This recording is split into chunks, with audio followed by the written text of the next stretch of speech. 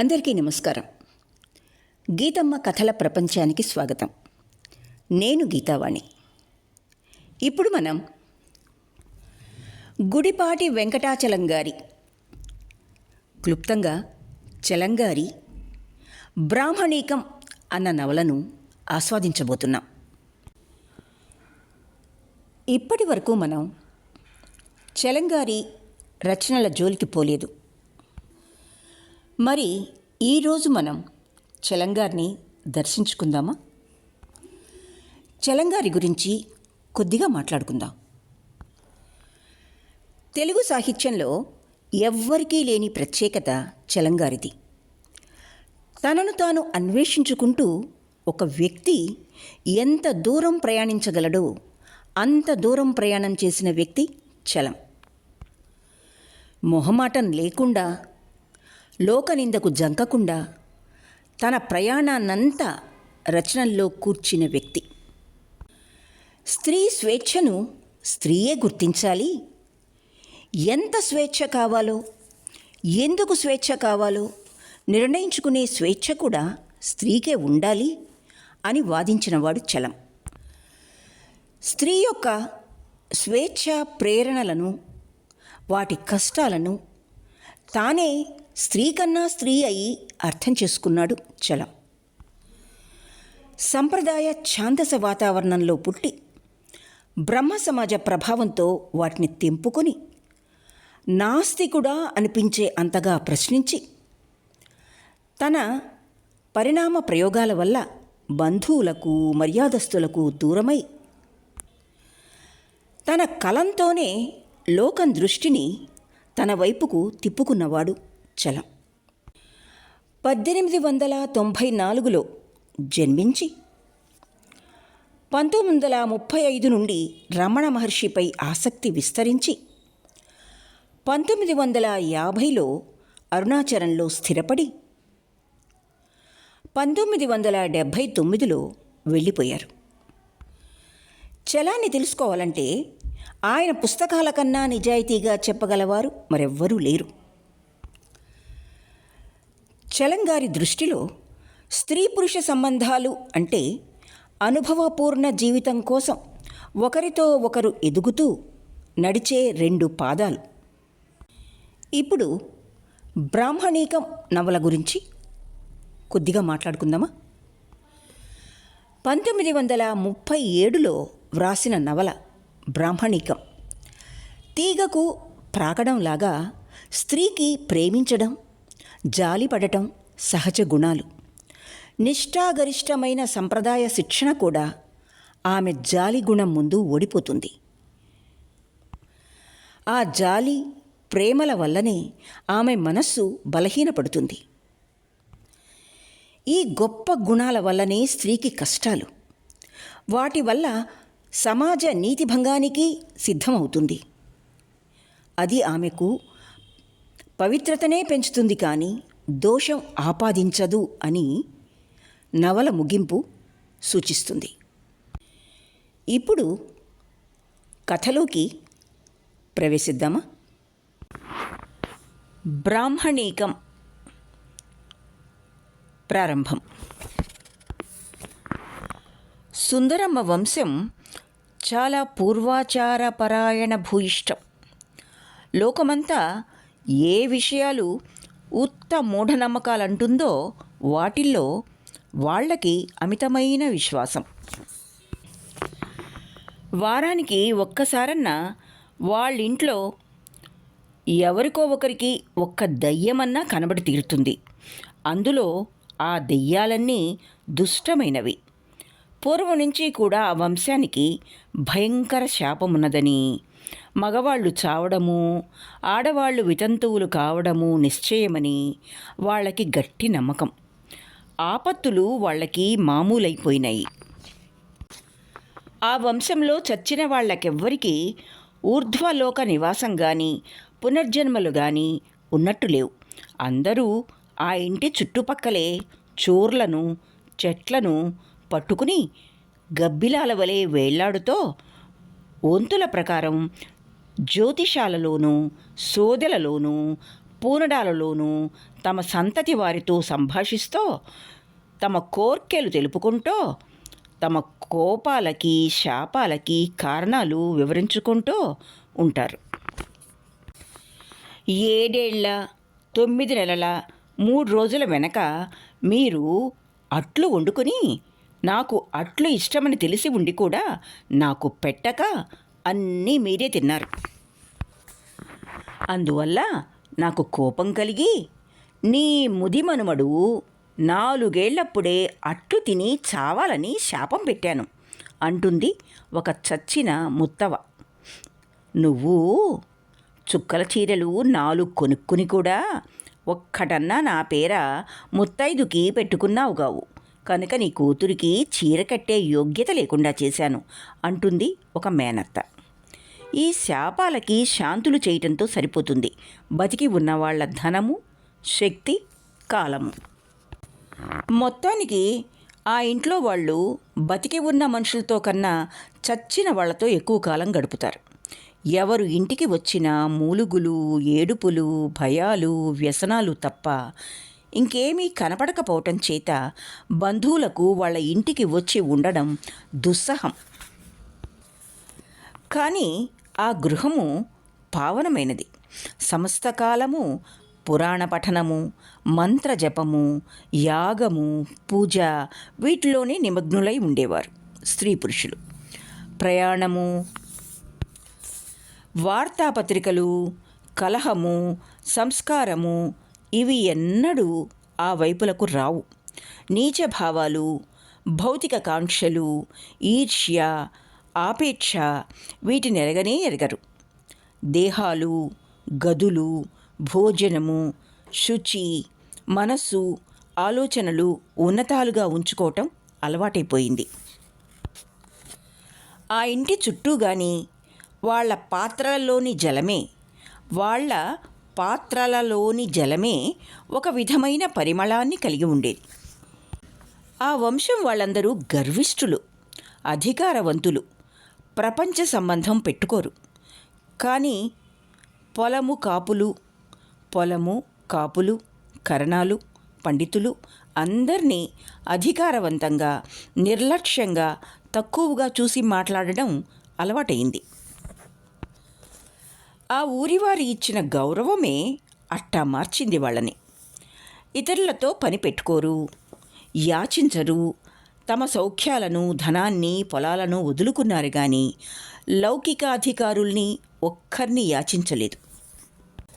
తరతరాల నుంచి శిష్టాచార పరులై, నియమాలు తప్పని నిర్మలమైన అభ్యాసాలు కలిగి, భక్తిలో, భయంలో పితృదేవతల్ని, ఉచ్చదేవతల్ని పూజించే వైదిక సాంప్రదాయం కలిగిన ఉత్తమ బ్రాహ్మణ వంశంలో పుట్టడం చేత ఆ వంశం వారందరూ ధ్యానించే దేవతల సౌందర్యమంతా సుందరమలో మూర్తీభవించిందా అని తోస్తుంది.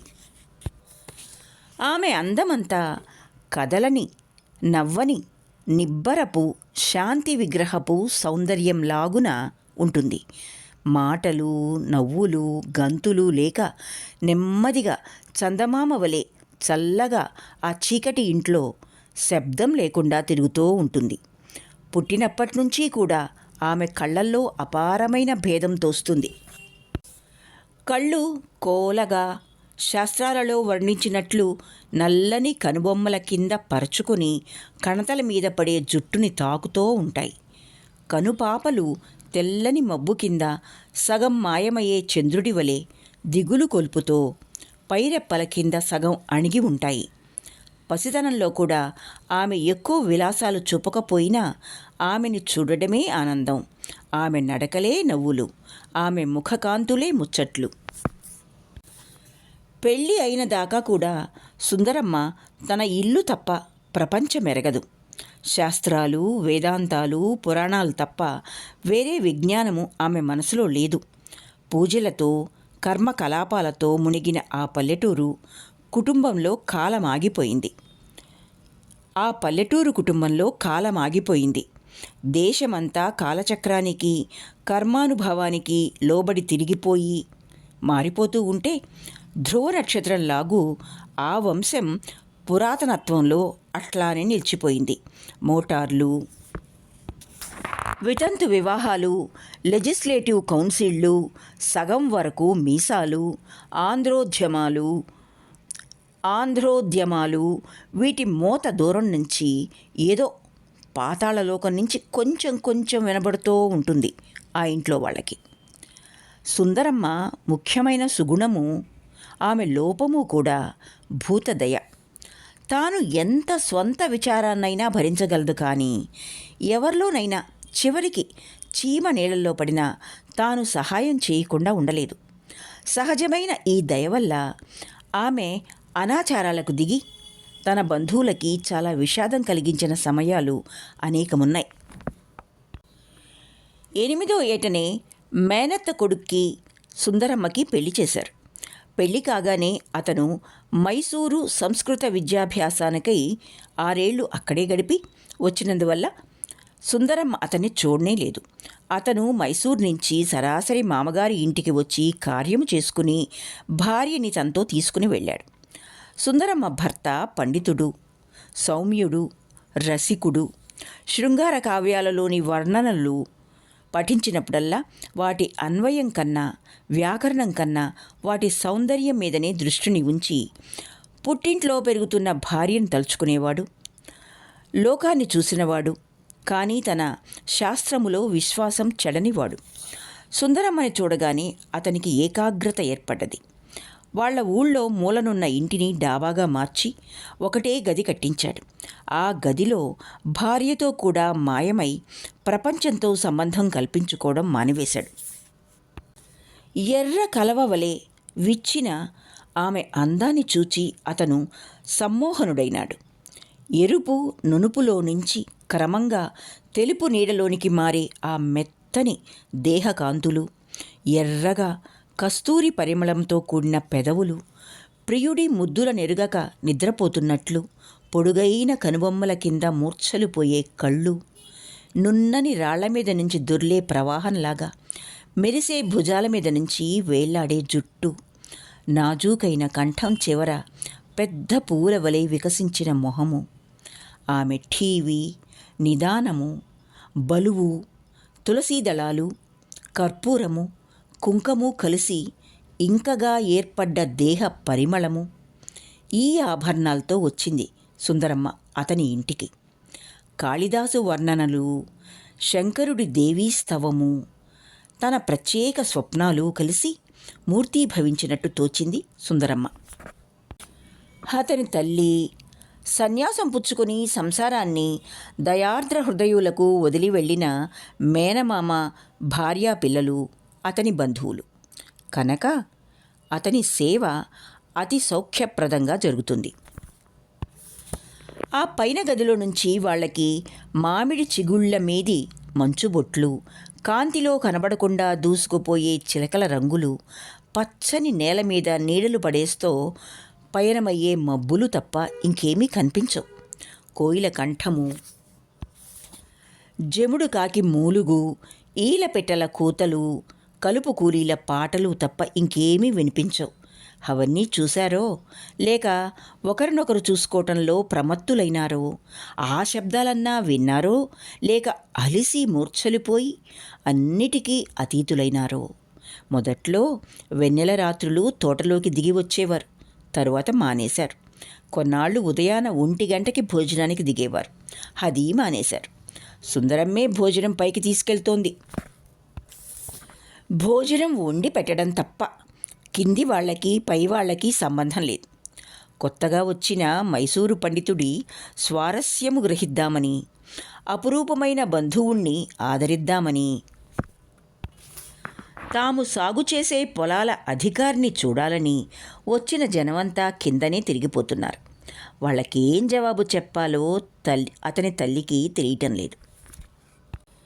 పుట్టింటి నుంచి తల్లి తండ్రి వస్తే 1 నిమిషం కంటే ఎక్కువ మాట్లాడటానికి సుందరమ్మకి వ్యవధి లేకపోయింది. ఎవరు వెళ్ళి తలుపు కొట్టినా తీయరు. కొట్టడానికి ఎవరికీ ధైర్యం లేదు. విననట్టే ఉంటారు. వినబడదో. సుందరమ్మ కిందికి వచ్చిందా 1 నిమిషం ఆగదు. అతను ఈ లోపల మాయమవుతాడనో, విరహం భరించలేక మూర్ఛపోతాడనో మాటాడదు. ఏడుస్తున్న చంటి పిల్లని వదిలి వచ్చిన తల్లి వలె పైకి పరిగెత్తుతుంది. కిందికి నవ్వులు, పరుగులు, పాటలు మాత్రం వినబడతాయి. అప్పుడప్పుడు పూలు, గంధము, కస్తూరి తప్ప ఇంకే అవసరాలు లేవు పైవాళ్ళకి. ఇట్లా 2 ఏళ్ళు గడిచినాయి. ఒకరోజు పొద్దున్న సుందరమ్మ మేడ దిగి వచ్చి అత్తగారితో, మీ కొడుక్కి జబ్బుగా ఉంది అంది. నెల రోజుల కింద నుంచి కొడుకో కోడలో భోజనం తగ్గించారని ఆమెకు తెలుసు. కొడుకు మీది ప్రేమ చేత అతను తినగా వదిలిన పదార్థాలున్న కంచాన్ని పరీక్షించి అతని సాన్నిధ్యాన్ని కల్పించుకోవాలని ప్రయత్నించేది ఆమె. కానీ ఆనంద భోజనం చేస్తున్నారేమో, ఇంకా ఈ భౌతికాహారం అక్కర్లేదేమో, కొద్ది రోజుల్లో ఇది సంపూర్ణంగా విసర్జిస్తారుగావుననుకుంది ఆమె. బ్రతికి ఉన్న 20 సంవత్సరాలలోనూ ఆమె భర్త ఆమెకున్న చాదస్తాన్ని, నిశ్చయ శక్తిని, మూర్ఖాన్ని, మనోబలాన్ని సంసార సుఖమనే పేరు కింద నాశనం చేశాడు. కనుక పురుషుడంటే చాలా భయం. ఆలోచన లేని భక్తి, ప్రశ్నించని అడకువ చూపుతుంది. వారం రోజులైనా కొడుకు జబ్బు తగ్గలేదు. వియ్యంకుడికి కబురంపింది. మేడ తలుపులు తీయక తప్పింది కాదు. ఆయన వచ్చి అల్లుడిలో మార్పు చూసి చాలా భయపడి చప్పున ఆయుర్వేద వైద్యుణ్ణి తీసుకొచ్చి మందిప్పించాడు. 15 రోజుల్లో స్వస్థత కనబడ్డది. కానీ ఆ వైద్యుడు రోగి భార్యతో 2 నెలల వరకు కాపరం చేయకూడదన్నాడు. తండ్రి సుందరమ్మను తనతో తీసుకెళ్తానన్నాడు. అల్లుడు వీల్లేదన్నాడు. కూతురు రానంది. పథ్యం మాత్రం చేస్తామని ఒప్పుకున్నారు. కానీ ఆ రాత్రి కింద పడుకున్న కూతురు తెల్లారేటప్పటికీ మేడ మీద తలుపులు బిగించుకుని ఉండడం చేత తండ్రి దడిసి కూతుర్ని బలవంతంగా ప్రయాణం చేసి తీసుకెళ్ళాడు. సుందరమ్మ తండ్రితో వెళ్ళిందన్న మాటే గాని ఇంటి దగ్గర ప్రాణాలన్నీ అత్తవారింట్లో వదిలి వచ్చిన దానివలే కదలక, మాటాడక ఓ మూల కూర్చుంది. కళ్ళ నీళ్లు పెట్టుకుంది. మరీ బతిమాలు అడిగితే, నేను లేంది ఆయన బతకరు అంటుంది. 4వ రోజు రాత్రి ఎవరో లేచి చూసేటప్పటికీ అల్లుడు సుందరమ్మ పక్కలో ఉన్నాడు. ఆ రాత్రికి రాత్రి అన్ని మైళ్ళు నడిచి వచ్చాడట. పొద్దున్నే మామగారు చీవాట్లేశారు. అతను మాట్లాడకుండా విని చిరునవ్వుతో, ఈ విషయం మీకు అర్థం కాదులేండి అన్నాడు. ఇంట్లోంచి పొమ్మని ఎట్లా అంటారు? సుందరమ్మని అందరి మధ్య పెట్టుకు పడుకున్నారు. కానీ పగలు ఒకరిని ఒకరు వదలరే. మాటి మాటికి సుందరమ్మని పిలిచి పనులు చెప్పారు. కానీ ఎంతసేపని, ఎన్నిసార్లని కాపాడగలరు? పని కాగానే అతని దగ్గరికి ప్రతిసారి పరిగెత్తుతూ ఉంటే. ఒక రాత్రి వేళ దొడ్లో చప్పుడయింది. మామగారు గేదె ఈనిందేమోనని వెడితే తెల్లగా దెయ్యాలు 2 కనబడ్డాయి. మంత్రం నీళ్లు మీద చల్లబోతే కూతురు అల్లుడుగా మారారు. మర్నాడు రాత్రి సుందరమ్మని తల్లి పక్కలో పడుకోబెట్టుకుంది. కానీ రాత్రి వేళ లేచి వెళ్ళిపోయింది సుందరమ్మ. తండ్రికి చాలా కోపం వచ్చింది. ఇంత మాత్రం జ్ఞానం లేకపోతే ఎట్లా? నీకు అర్థం కాదు నాన్న. నిజంగానే అర్థం కావటం లేదు. ఆరోగ్యం చెడగొట్టుకుని ఏం బావుకుందామని. అతని మీద నిజంగా ప్రేమ ఉంటే అతన్ని రక్షించడమే ముఖ్యంగా పెట్టుకుంటావు. ఇది పిచ్చి. ఆయన నిలవలేరు. నేనేం చెయ్యను? బుద్ధి చెప్పు. నా చేత కాదు. మర్నాడు రాత్రి అల్లుడే వచ్చి తల్లి కూతురు పడుకున్న మంచం పక్కన కూర్చున్నాడు. సుందరమ్మ రానంటుంది. అతడు మాత్రం వెళ్ళడు. ఇక ఇంట్లో వాళ్ళందరికీ విసుగెత్తి ఏమనడానికి తోచక అసహ్యమేసి ఈ కొత్త జబ్బు కన్నా ఆ పాత జబ్బే నయంగా కనబడి ఎవరి కర్మ ఎట్లా ఉందో అట్లా జరుగుతుందని ఊరుకున్నారు. 5వ రోజున అల్లుడు మళ్ళీ పక్క వేశాడు. కానీ భార్యని వదల్లేదు. తండ్రి మళ్ళీ సుందరమ్మని గట్టిగా చీవాట్లు పెట్టాడు. ఏమే, నీ మొగుడికి బతకాలం లేదా ఏమిటి? ఏదో ఒకటి చెప్పండి. బోలెడు డబ్బు పోసి ఆ మందులు కూడా ఖర్చెందుకు? సుందరమ్మ పెద్దగా ఏడ్చింది. లాభం లేదు నాన్న. ఆయన నాకు దక్కరు. ఆ సంగతి ఆయనకి తెలుసు.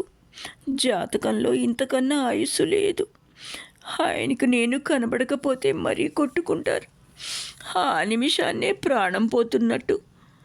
కనబడితే సరే, కానీ నాన్న, నా కర్మ ప్రకారం జరుగుతుంది. నువ్వు ఊరికే చింతపడి ఏం లాభం? నా గతి తప్పించడం నీ తరమా?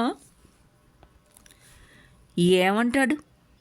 చిన్నప్పటి నుంచి తను మాట్లాడినవి, తరతరాల నుంచి వంశంలో నమ్ముతున్నవి, జాతకాలు, కర్మ, ఆ మాటలు మరి కూతురు కూడా నేర్చుకుని విశ్వసించి జవాబు చెప్తే ఏమంటాడు? 16 రోజున అల్లుణ్ణి భూశయనం చేశారు. అతనికి ఏమీ బాధ లేదు. నిండు స్పృహలో ఉన్నా గాని నూనె ఆఖరైన దీపం వలె కృంగిపోతున్నాడు. ఇంకా ఒక చెయ్యి మీద పడి ఏడ్చే సుందరమ్మ మెడ మీదనే ఉంది. అందర్నీ పొమ్మని సంజ్ఞ చేశాడు. ఏడవకు, కాలగతికి మనమేం చెయ్యలేం. ఈ 2 ఏళ్ల స్వర్గం తరువాత చావంటే నాకు వ్యసనం లేదు. నిన్ను వదలడమే నా విచారమల్లా. కానీ నిన్ను వదలను. నా చావు తర్వాత కూడా నిన్నే అంటిపెట్టుకుని ఉంటాను. ప్రతి నిమిషం నీతోనే ఉంటాను. నీ జన్మానికంతా నేనే నీ భర్తని అన్నాడు.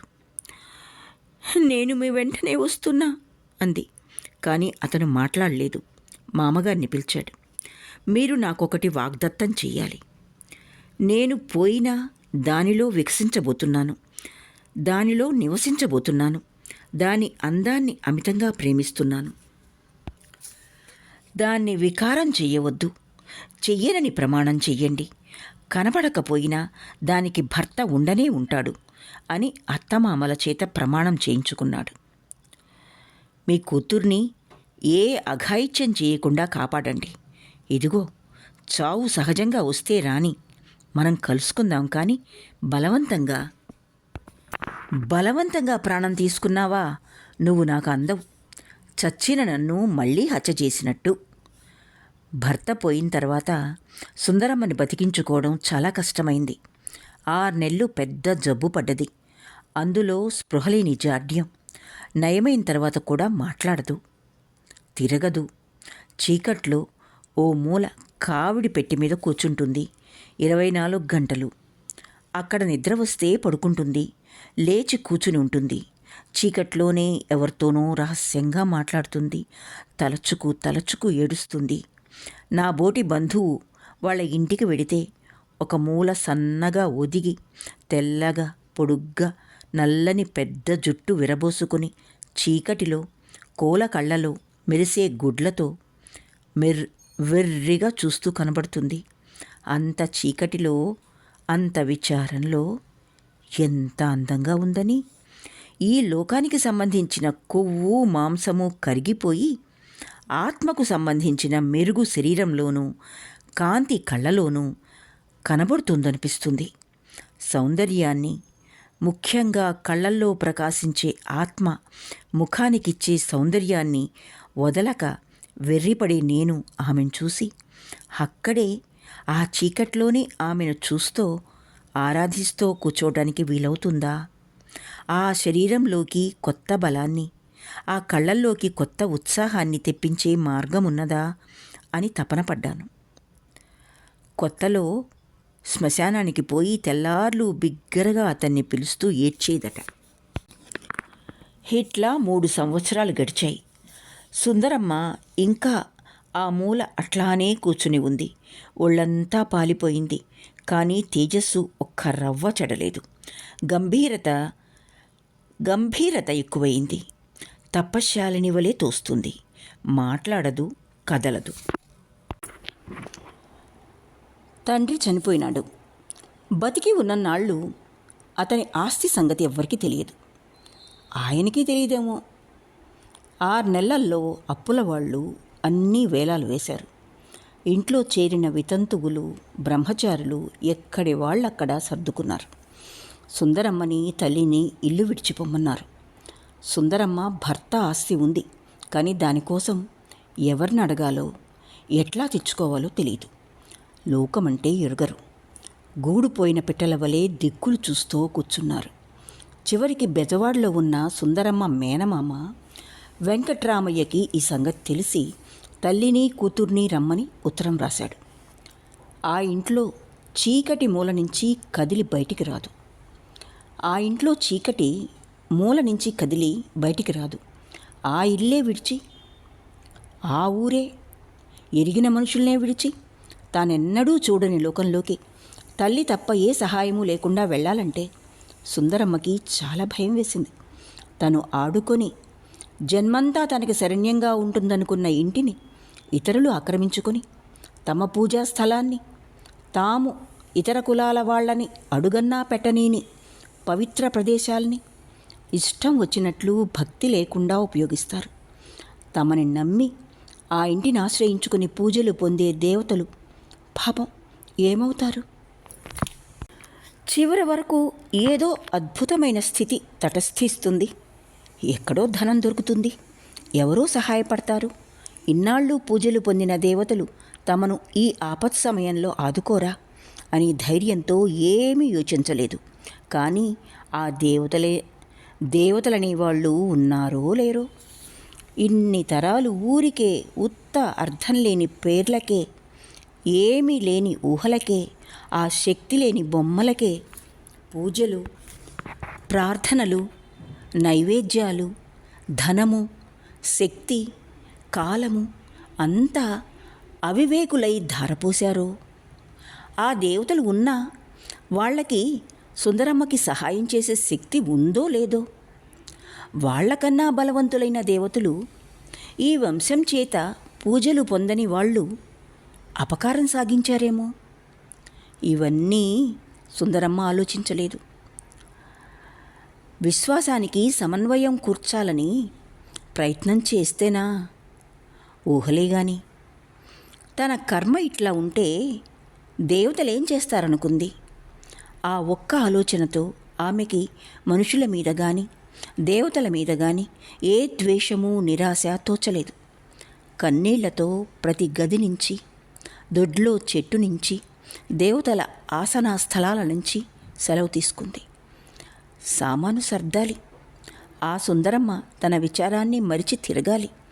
ఆమెకి కాళ్లను చేతుల్ని కదిల్చే అలవాట్లే పోయినాయి. కళ్ళు కూడా కాంతిని భరించలేవు. ఆమె బయటికి వచ్చిందంటే చూట్టానికని ఊరంతా మూగారు.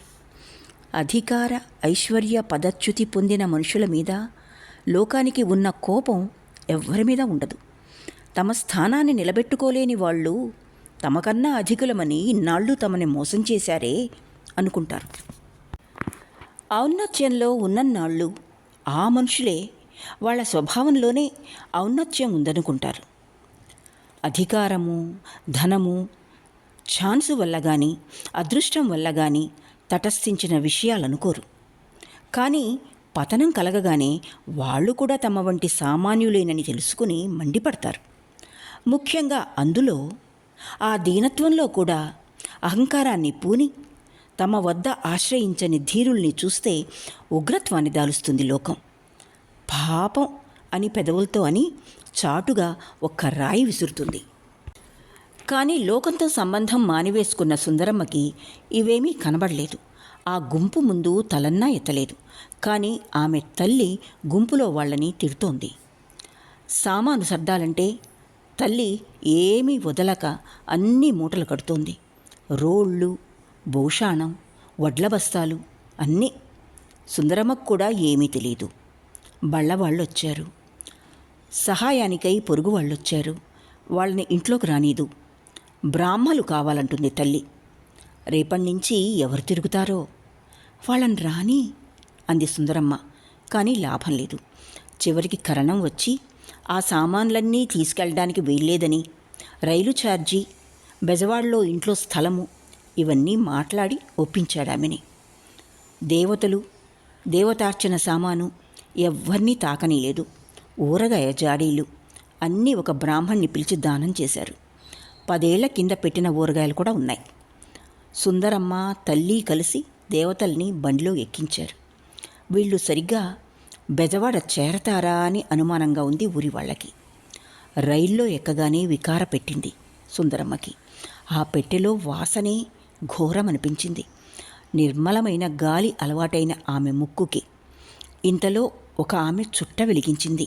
కొంతసేపటికి ఒక ఆమె లేవట్రీ తలుపు తెరిచింది. ఇంకెంతసేపు ఉండాలమ్మా ఈ నరకంలో మనము? ఓ గంట ఉండాలేమో. ఎందుకు ఆ మనిషి లోపలికి వెళ్ళింది? అది పాయ్ఖానా దొడ్డి. ఆ మనిషి వచ్చింది. మరి కాళ్ళు కడుక్కోదే, చేతులు కడుక్కోదే? వాళ్ళ ఊళ్ళో స్నానం చెయ్యడం మామూలు. నీళ్ళేవి ఇక్కడ? మరి మాట్లాడుకు. అది వింటోంది. మాటలు వినాలని ఆ సాలె మనిషి ఇంకా దగ్గరకొచ్చింది. కొంచెం దూరంగా కూర్చో. అట్లా దగ్గరికి వస్తావే అంది తల్లి. ఏ ఆ చోటు చాలదు నీకు? ఇదంతా నువ్వే కొనుక్కున్నావా? తక్కువ జాతి స్త్రీ అలా మాట్లాడడమే? సుందరమ్మ రక్తం వేడెక్కింది. స్వభావంలో ఉన్న అధికార గర్వం అణగక పోట్లాడింది. పక్క స్టేషన్లో ఇంకో ఆమె ఎక్కి వీళ్ళ ముందుగా వెళ్తోంది. అదృష్టంలో తమకు సమానమైన వంశం వల్ల అధికులమని సూచించే ఆ బ్రాహ్మల్ని క్షమించదలుచుకోలేదు ఆ సాలె మనిషి. అట్లా వెళ్ళకండమ్మా, వారు ఆ బెంచీనంతా కొనుక్కున్నారట. కొనుక్కోవడం ఏమిటి అని వాళ్ళ పక్కనే చతికిలపడ్డది. ఎక్కడి నుంచి మరియమ్మా నువ్వు? ఈ ఊళ్ళో కాన్పు చేసి వస్తున్నానమ్మా. ఎవరే నువ్వు అంది తల్లి. ఎవరే ఏమిటి, ఏం గొప్ప? మరి కానుపు చేసి స్నానం చేసావా? స్థానం అదంతా మీ బ్రాహ్మలు. కిరస్తానీలం మాకా పిచ్చి లేదు. చీచి, కిరస్తానీవా? దీంట్లో ఎక్కావే? ఆ మూల కూర్చో. నివ్వెరపోయి చూసింది మరియమ్మ. పెట్టెలో వాళ్ళంతా ఆశ్చర్యంతో వేళాకోళంగా చూస్తున్నారు. ఈ మూట ఎందుకు? పైన పెట్టండమ్మా అంటూ తీయబోయింది. తాకకు తాకకు, మరి తియ్యి, కింద పెట్టు. ఉమ్ములు అవి మా దేవతలు. దేవతలు దేవతలు మట్టి బొమ్మలా, కొయ్య బొమ్మలా? నీ దేవుళ్ళు నువ్వును, పెంటలో పారి అని మూటం లాగింది. సుందరమ్మ సహించలేకపోయింది. పెదిమ ఉణికింది. తన దేవతల్ని, వందల కొలది ఏళ్ల నుంచి పూజించిన సుందర విగ్రహాల్ని. కంఠం వణికింది. కళ్ళల్లో నీళ్లు కమ్మే.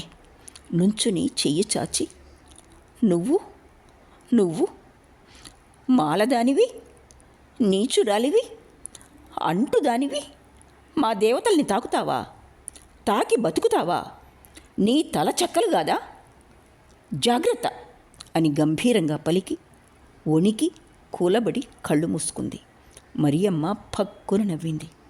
కానీ బండిలో వాళ్ళంతా ఆమె ఆవేశము, ఆమె సౌందర్యము, ఆ వాక్యాలలోని వాస్తవమైన ధ్వని విని ఆశ్చర్యపడి చూశారు. మరి ఆ దేవతలే ఉన్నారో, లేక సహజ శక్తులే కరుణించాయో, లేక ఛాన్స్ తటస్థపడ్డదో? బయటికి చూస్తున్న మరియమ్మ తలమీది కిటికీ చెక్క జారి పడ్డది. గాయమై రక్తం కారింది. బ్రాహ్మణ ద్వేషంతో పరమత పక్షానికి ఒప్పజెప్పిన హిందూ హృదయాలన్నీ సుందరమ్మ పాదాక్రాంతాలైనాయి. చూశారమ్మా దేవతల మహిమ అని అట్లా జరిగిన నిదర్శనపు కథలు చెప్పుకోవడం మొదలుపెట్టారు. కానీ ఒక్కరూ మరియమ్మకు సహాయం చేసిన వాళ్ళు లేరు. తెనాలి స్టేషన్లో దిగండి దిగండి అని అరుస్తున్నారు. అందరూ దిగారు. తల్లి, సుందరమ్మ ఇంకా సామాన్లు దింపుకుంటున్నారు. ఇంకా ఏమిటి దింపుతున్నావు? బండి వెనక్కి కదులుతోంది. హే పిల్ల, దిగు దిగు. ఇంకో మూట ఉంది అమ్మాయి, వెళ్ళవే. సుందరమ్మ తలుపు దగ్గరికి వచ్చేటప్పటికే రైలు కదిలింది. జాగ్రత్త అంటూ ఆయన జబ్బ పట్టుకోబోయినాడు. తప్పించుకుని దూకింది. తాను వెళ్ళకిత్తలాబడ్డది. మూట రైలు సందున పడ్డది. మూట ఎత్తి ఇవ్వడం బదులు తిడుతున్నాడు ఆయన. లేచి నుంచుని ఆయన వంక చూసింది కోపంగా. చప్పున గొంతు తగ్గించిపోయినాడు ఆయన. బాగా దెబ్బ తగిలింది. కళ్ళంబడి నీళ్లు తిరుగుతున్నాయి. తల్లికి చెప్పలేదు. ఆమె దేవతల మూట మొయ్యలేక సుందరమ్మ భుజాన పెట్టింది. ప్రపంచాలను మోసే దేవతలు సుందరమ్మ భుజానికి భారమైనారు. ఇదేమి లోకమా, నిజమా, కళ అని చూస్తూ నుంచుంది. ఎక్కడికి? బెజవాడ. వెళ్ళరే, రైలు పోతోంది. ఎక్కడా? నాయనా, ఈ 4 మూటలు తీసుకురా. నేనా అంటూ పోయినాడు, సుందరమ్మ వంక ఆమె సిగ్గుపడేటట్టు చూస్తూ. ఎవ్వరూ సహాయం చెయ్యరే? ఊరికేనే తిరుగుతున్నారు చాలామంది. తమ కష్టం కనబడ్డం లేదు.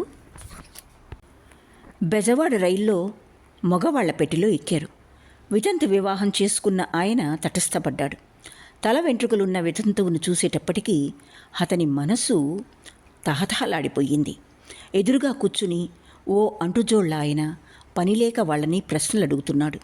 ఊరు, పేరు, గోత్రం, అత్తవారి ఇంటి పేరు, తాత పేరు ఎదట వాళ్ల అయిష్టం గుర్తించదలుచుకోరు, వదలరు. ఆ ప్రశ్నలకు తల్లి మెల్లిగా జవాబు చెప్తూ ఉంటే వాళ్ల సామాన్లన్నీ వీధిలో పారేస్తే ఎట్లా ఉంటుందో అట్లా ఉంది సుందరమ్మకి. చెప్పకపోతే కోపం వస్తుంది, వెక్కిరిస్తారు. ఫార్మర్ కూడా చేరాడు. అమ్మాయికి వైధవ్యం వచ్చి ఎన్నేళ్ళు? పిల్లల నగలున్నాయా? అత్తవారి ఊరు? ఇట్లా అడిగి ఒక్క నిమిషం సందేహించి విడిచాడు. కలవరపడుతున్న సుందరమ్మ ముఖం చూసి పక్కన ఉన్న చాదస్తుడు అందుకున్నాడు. హా యవ్వనం పురుషుడికి ఉపయోగార్థమా? కాదా? ఏమీ దేవతలకు అర్పణ కాకూడదా? దేవతలేమిటి? ఆ అమ్మాయి బాధ మీకేం తెలుసు? సుందరమ్మకి తనను చీర విప్పి నుంచోపెట్టినట్లయింది. అమ్మాయి, నీకు చక్కని పెనిమిటిని తీసుకొస్తాను చూడు. మేమట్లాంటి వాళ్ళం కామండి అంది తల్లి. కోపం వచ్చింది ఆయనకి. అట్లాంటి వారమంటే మేమేం చెడిపోయిన వాళ్ళమా? ఏమోలేండి, మీ సంగతి మాకెందుకు. ఈనాడు మీకు తెలియదు, చివరికి మీరే విచారిస్తారు నా మాట వినలేదని. మీ ఉద్దేశం ఏమిటి? పునర్వివాహం పాపమనే? ఎందుకు పాపం? మగవాడు పెళ్లి చేసుకుంటేనో అంటూ మామూలు కారణాలు మొదలుపెట్టాడు. వితంతు వివాహం పాపంగాని కాకపోని పుటక వల్ల, అలవాట్ల వల్ల, సంప్రదాయం వల్ల పునర్వివాహాన్ని ఎవగించుకునేవాళ్ళు ఉన్నారని భావన చేసుకోలేదు. స్పష్టంగా తెలిసే ఈ మాత్రపు సంస్కరణాన్ని అర్థం చేసుకోలేరేమో అనుకుంటాడు.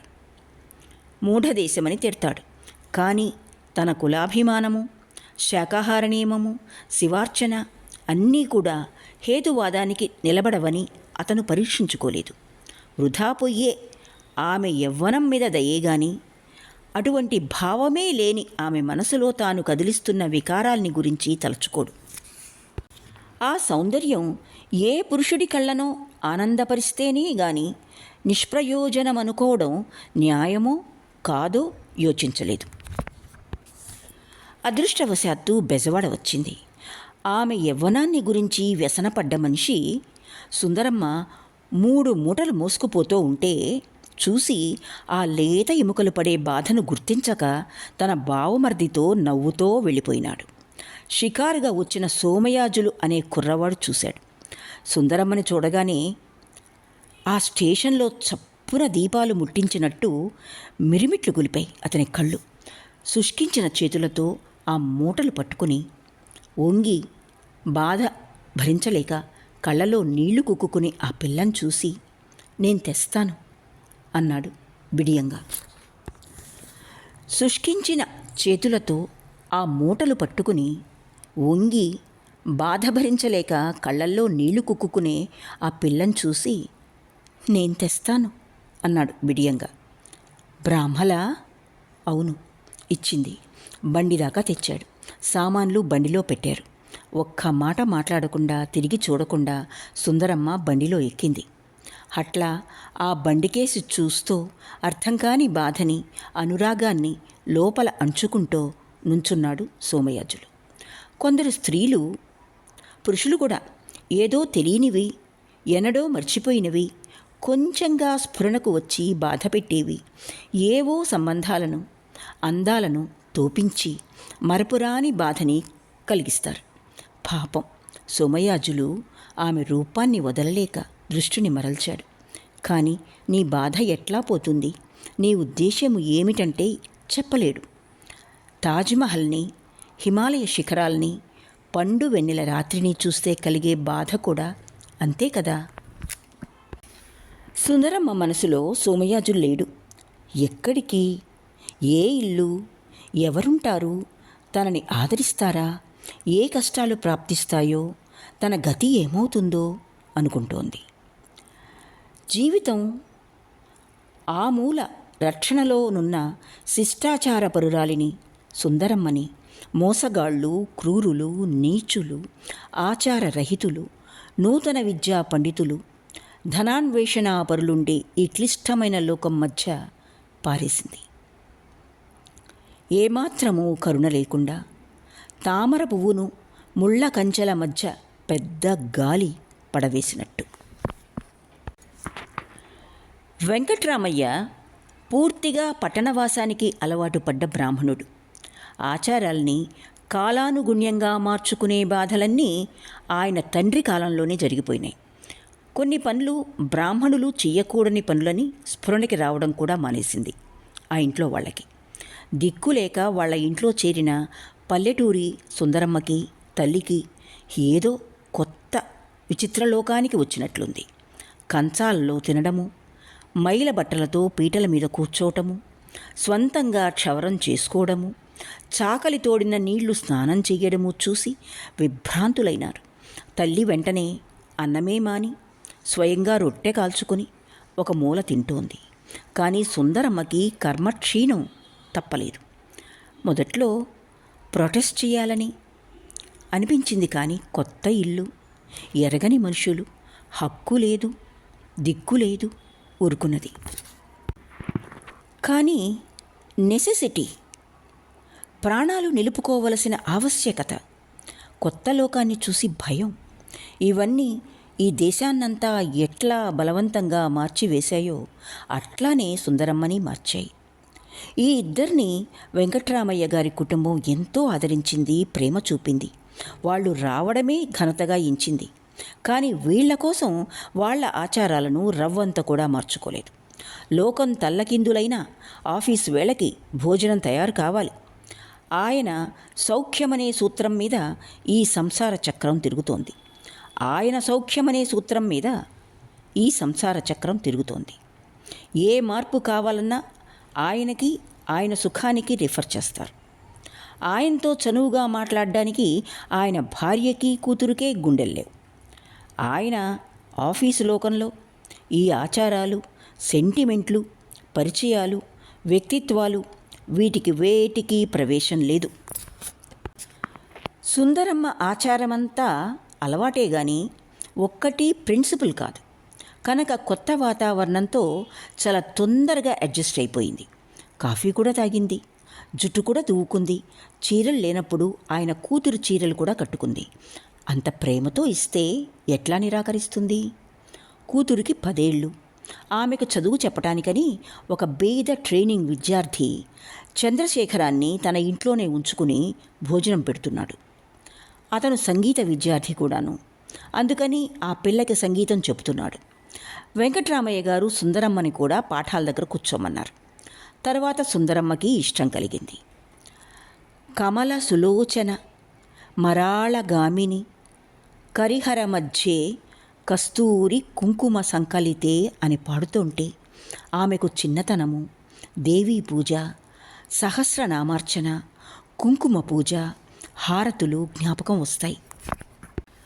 కచకుచధర సుమమాల కర సరసిజ పరిపాల సూనృతవర శుభగాత్రి కళ్యాణి అని పాడుతూ ఉంటే శరీరం పులకరించేది.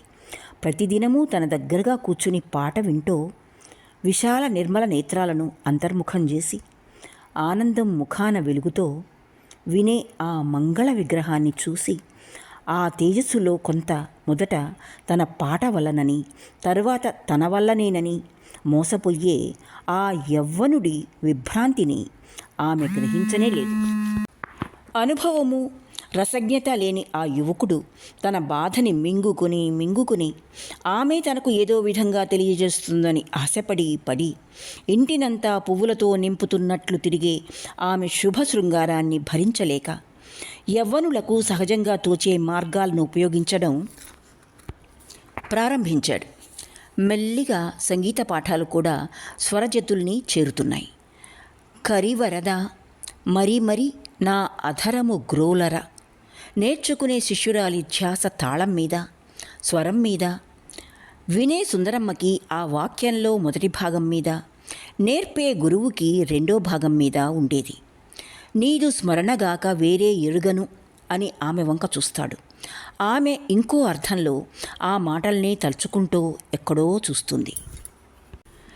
మొదట్నుంచి పరాధీనుడు, ఇతరుల దయలో మెలగవలసినవాడు కావటం చేత అతనికి ధైర్యమే నశించింది. తన పాటలతో ఆమె హృదయం మేలుకుని తన వైపు తిరుగుతుందని అతని ఆశ. కానీ ఆమె తన ఎడల వాంఛ చూపకపోతే కలలోనన్నా ఆమెకు తన కోరిక తెలపలేడు. ఆమె మనసులో ఏమి జరుగుతుందో కనిపెట్టే తెలివి లేదు. నిన్న మొదలు నిదురలేదే చెలి అన్నా, చివరికి తొడలు తొడలు అని పాడినా లాభం లేకపోయింది. ఆమె కొంచెం సిగ్గుపడడమో కోపపడడమో కనబడ్డా అతనికి ఆశ ఉండును. ఆ భాష ఆ పిల్లకి ఎంత అర్థమవుతుందో సుందరమ్మకి అంతే అర్థమవుతోంది. భర్త చితిమీదనే ఆమె శృంగార భావం కూడా తగలబెట్టి వచ్చినట్టుంది. కాచుకుని ఉండగా అతని అదృష్టం వల్ల అతనికి చక్కని సమయం లభించింది. ఆ దుర్గంలో ఒక మూల ప్రవేశ మార్గం లభించింది. ఆమె నిర్మల హృదయ పద్మంలో అతి మృదువైన దళం అతనికి అందింది. ఆమె స్వభావంలో ఉన్న ఒక మెత్తని స్థలం మీద తలవని తలంపుగా అతని వేలు పడ్డది. అతనికి జ్వరం రావడం కారణం. కష్టాలు కూడా జీవితంలో ఇట్లానే ఉపకారానికి కారణాలవుతాయి. దూరదృష్టితో చూస్తే చివరికి అపకారమే పర్యవసానమవుతుందేమో. ఇతరుల మీద ఆధారపడే సమాజంలో చంద్రశేఖరం, సుందరమ్మ సఖులు కావడం చేత సహజంగా పరస్పర సానుభూతి ఉంటుంది. అతనికి అప్పుడప్పుడు సుందరమ్మ జావా, మందు ఇస్తోంది. గిన్నె అందించేటప్పుడన్నా ఆమె వేలు తగులుతుందేమోనని ఆశపడతాడు. కొంచెం ఆగి 2 మాటలు మాట్లాడకూడదా? ఆమె నిల్చున్న 4 నిమిషాలు అతనికి గొప్ప ఐశ్వర్యం పట్టినట్టుంది. తాగడం ఆలస్యం చేస్తాడు. ఒకనాడు జావ తాగి పెద్ద మూలిగాడు. ఏమీ మాట్లాడాడు. నెప్పా మాట్లాడాడు. నయం లేదా? ఎప్పటికీ నయం కాదు. ఎందుకట్లా అనుకుంటావు? ఉత్త జ్వరానికి. నాకు కుదరదు. కుదురుతుంది, విచారపడకు అని వెళ్ళిపోయింది. పని లేకుండా పడుకుంటే అదే ఆలోచన. జ్వరంలో కూడా తాపజ్వరం విడవలేదు. ఎన్నో ప్లాన్లు వేసుకుంటాడు. ఆమె రాగానే భయం వేస్తుంది. మళ్ళీ ఆమె అసాధారణ తేజం చూస్తే విభ్రమం కలుగుతుంది. ఆమెను చూస్తూ చేయాలనుకున్నవన్నీ మర్చిపోయి నోరు తడబడి ఊరుకుంటాడు. ఒకసారి ఆమెను చూడగానే అతని ఆలోచన లేకుండానే కళ్ళు నీళ్లు కారాయి. మీ వాళ్ళెవరూ లేరా? ఉన్నారు, వాళ్ళకి నేను అక్కర్లేదు. పిలిపించమని చెప్పనా? వద్దు. మరి దిగులు పడతావెందుకు అని వెళ్ళిపోయింది. కోపం వచ్చింది అతనికి. సాధారణమైన జాలి కూడా లేదే ఆ మనిషికి. కానీ కొంచెం జాలి చూపితే దాన్ని అడ్వాంటేజ్గా తీసుకుని దాన్ని ప్రేమగా భావించి పీడించిన పూర్వపురుషుల దౌర్జన్యం నుంచి బాధపడ్డ స్త్రీల రక్తం ఆమెలో ప్రవేశించి సహజ ముగ్ధత్వాన్ని ప్రసాదించలేదా మరి? రాత్రి సుందరమ్మ జావ తెచ్చినప్పుడు అక్కర్లేదన్నాడు. ఆమె కొంచెం బతిమాలింది. నాకు ఆకలి లేదు, సహించదు, నేనిక బ్రతకను. ఆమె సహజమైన దూరత్వాన్ని మరిచింది. మాతృత్వం విజృంభించింది. అతి దయతో నా కోసం తాగు అంది జాలిపడి. పాపం, ఒంటరి బతుకు, ఎంత దిగులు పడిపోయినాడో అన్న భావమే ఆక్రమించింది ఆమె మనసుని. నీకోసమా? అయితే తాగుతాను. నిజంగా నేను తాగాలనే ఉంటే కొంచెం ఇట్లా వీపు మీద చెయ్యి వెయ్యి, వికారంగా ఉంది అన్నాడు. ఎక్కడో తప్ప సాధారణంగా పురుషుడు వచ్చి తన చూపులతో మేల్కొలిపితేనే గాని మొదటిసారి స్త్రీత్వం నిద్రలేవదు. అందులో సుందరమ్మ వంటి పూర్వాచార పరులకు శిష్ట శిక్షణులకు, ఆరోగ్యవంతులకు. పురుషుడు వదలగానే మళ్ళీ కునికిపాట్లు పడుతుంది కామోద్రేకం. భర్తతో, భర్తృ పూజతో, భక్తితో మిళితమైన స్త్రీకి భర్త కనబడితే గాని మనోవికారం కలగదు. తక్కిన వారి ఎడల లింగభేదమే తోచదు. పురుషుణ్ణి చూసి కలవరపడి, సిగ్గుపడి ఎడంగా పోయే ప్రతి స్త్రీ హృదయంలోనూ వ్యభిచారం దాక్కునే ఉంది. వెర్రివాడ, ఇంతేనా? పాపం, జబ్బులో దగ్గర కూర్చునే వాళ్ళెవరూ లేరా? ఆ మాట చెప్పవే. కామవికారం లేని స్త్రీకి పురుషుడి మనసులో తన మీద కోరిక ఉన్నట్టు తెలుసుకోవడం చాలా కష్టం. అతని మోస సంజ్ఞలన్నీ గుర్తుపట్టగల పూర్వ జ్ఞానమే ఉండదు ఆమె మనసులో. కానీ ఈనాడు పురుషుడి సాధారణ వాక్యాలు, మామూలు చూపులు కూడా అపార్థాలతో స్ఫురిస్తున్నాయి నాగరికత గల పతివ్రతలకు. ఆమె మాటలు విని సంతోషించాలో విచారించాలో తెలియలేదు అతనికి. అతని మీద చేయి వేసి పట్టుకుంది. నా మీద చేయి వేసిన సంగతి ఎవ్వరికీ చెప్పకే. ఏమీ? బాబుగారికి తెలుస్తుంది. తెలిస్తే తప్పు అర్థం చేసుకుంటారు. ఛా, ఇంకా అర్థం కాలేదు అమాయకురాలికి. వద్దు, నా మీద ఒట్టే. సరేలే. మర్నాడు రాత్రి సుందరమ్మ కన్నా ముందు అతని శిష్యురాలు మందు తీసుకొచ్చి ఇచ్చింది. మందు వద్దన్నాడు. కారణం అడిగితే వికారమన్నాడు. సుందరమ్మ జావ తీసుకొచ్చింది. జావ కూడా నువ్వు తీసుకురావనుకున్నాను. ఏమి? మందు ఇవ్వలేదుగా. ఎవరిస్తేనేమి? ఒక్కటి ఎట్లా అవుతుంది? వెర్రివాడ, నువ్వు ఇట్లా పంతాలు పడితే ఎట్లా బ్రతుకుతావు? ఆ జాలి మాటలతో అతని విచారము, నిరాశ అన్నీ పొర్లి వచ్చాయి. నువ్వు లేనిది బతకలేను. నువ్వే నా జీవనాధారం. నీ మీద ఆశతోనే బతుకుతున్నాను. నన్ను చంపు, కొయ్యి అనేశాను, ఇంకేమైనా సరే అని ఆమె కాళ్ల మీద పడ్డాడు. అంత జ్వరంలో కాకపోతే ఆ మాటలు అనడానికి ఎన్నేళ్లైనా అతనికి ధైర్యం వచ్చేది కాదు. చప్పున కళ్ళ మీద పొర తొలగినట్లయింది. ఆమెకు అర్థమవుతోంది. కళ్ళు తిరిగాయి. భయమేసింది. కాళ్ళు వదిలించుకుని దూరంగా పోయింది. నేనేమిటి అంటూ లోపలికి వెళ్ళింది. అతనికి రూఢి ఏర్పడ్డది ఇంకా లాభం లేదని. తప్పకుండా వెంకట్రామయ్య గారితో చెప్తుంది. ఆయన హెడ్ మాస్టర్ గారితో చెప్తాడు. డిస్మిస్ చేస్తాడు. స్టైఫండ్ ముదర ఇమ్మంటారు. ఎక్కడి నుంచి తీసుకొస్తాడు? ఆ బెంగతో మోహము, జ్వరము కూడా మాయమైనాయి. ఆ ఒక్క బెంగే పనిచేస్తోంది. ఆమెని బతిమాలుకుని ఎవరితోనూ చెప్పకుండా చెయ్యాలి. రాత్రి 10 గంటలయింది. తల్లి వంటిల్లు కడుగుతోంది. సుందరమ్మ దొడ్లో బాదం చెట్టు కింద కూర్చుని ఆలోచించుకుంటోంది. ఆమె భయము, ఆశ్చర్యము కోపంగా, అసహ్యంగా మారుతున్నాయి. ఏమిటి వాడి ధైర్యం? తనని, తన వంటి దాన్ని, ఆ పవిత్ర వంశస్థురాల్ని, ఆ పండితుడి భార్యని ఏమనుకున్నాడు? ఆమె అభిప్రాయంలో చాలా నీచ స్త్రీలు మాత్రమే అట్లాంటి పనులు చేస్తారు. అంత నీచ స్త్రీ కింద కట్టాడు తనని. ఇంకా తన బతికెందుకు? ఛీ, నీచుడు, బుద్ధిహీనుడు. వాడి వంక చూడకూడదు. వాడితో మాట్లాడకూడదు. చూడు, చంద్రశేఖరం తూలుతో వస్తున్నాడు. హడలిపోయి, ఇదేమిటా, ఈ దయ్యమిట్లా పట్టిందన్నట్లు ఒక్క మాట లేకుండా ఇంట్లోకి పోతోంది. ఒక్క మాట, ఈ మాట ఆఖరి మాట, నన్ను క్షమించాలి.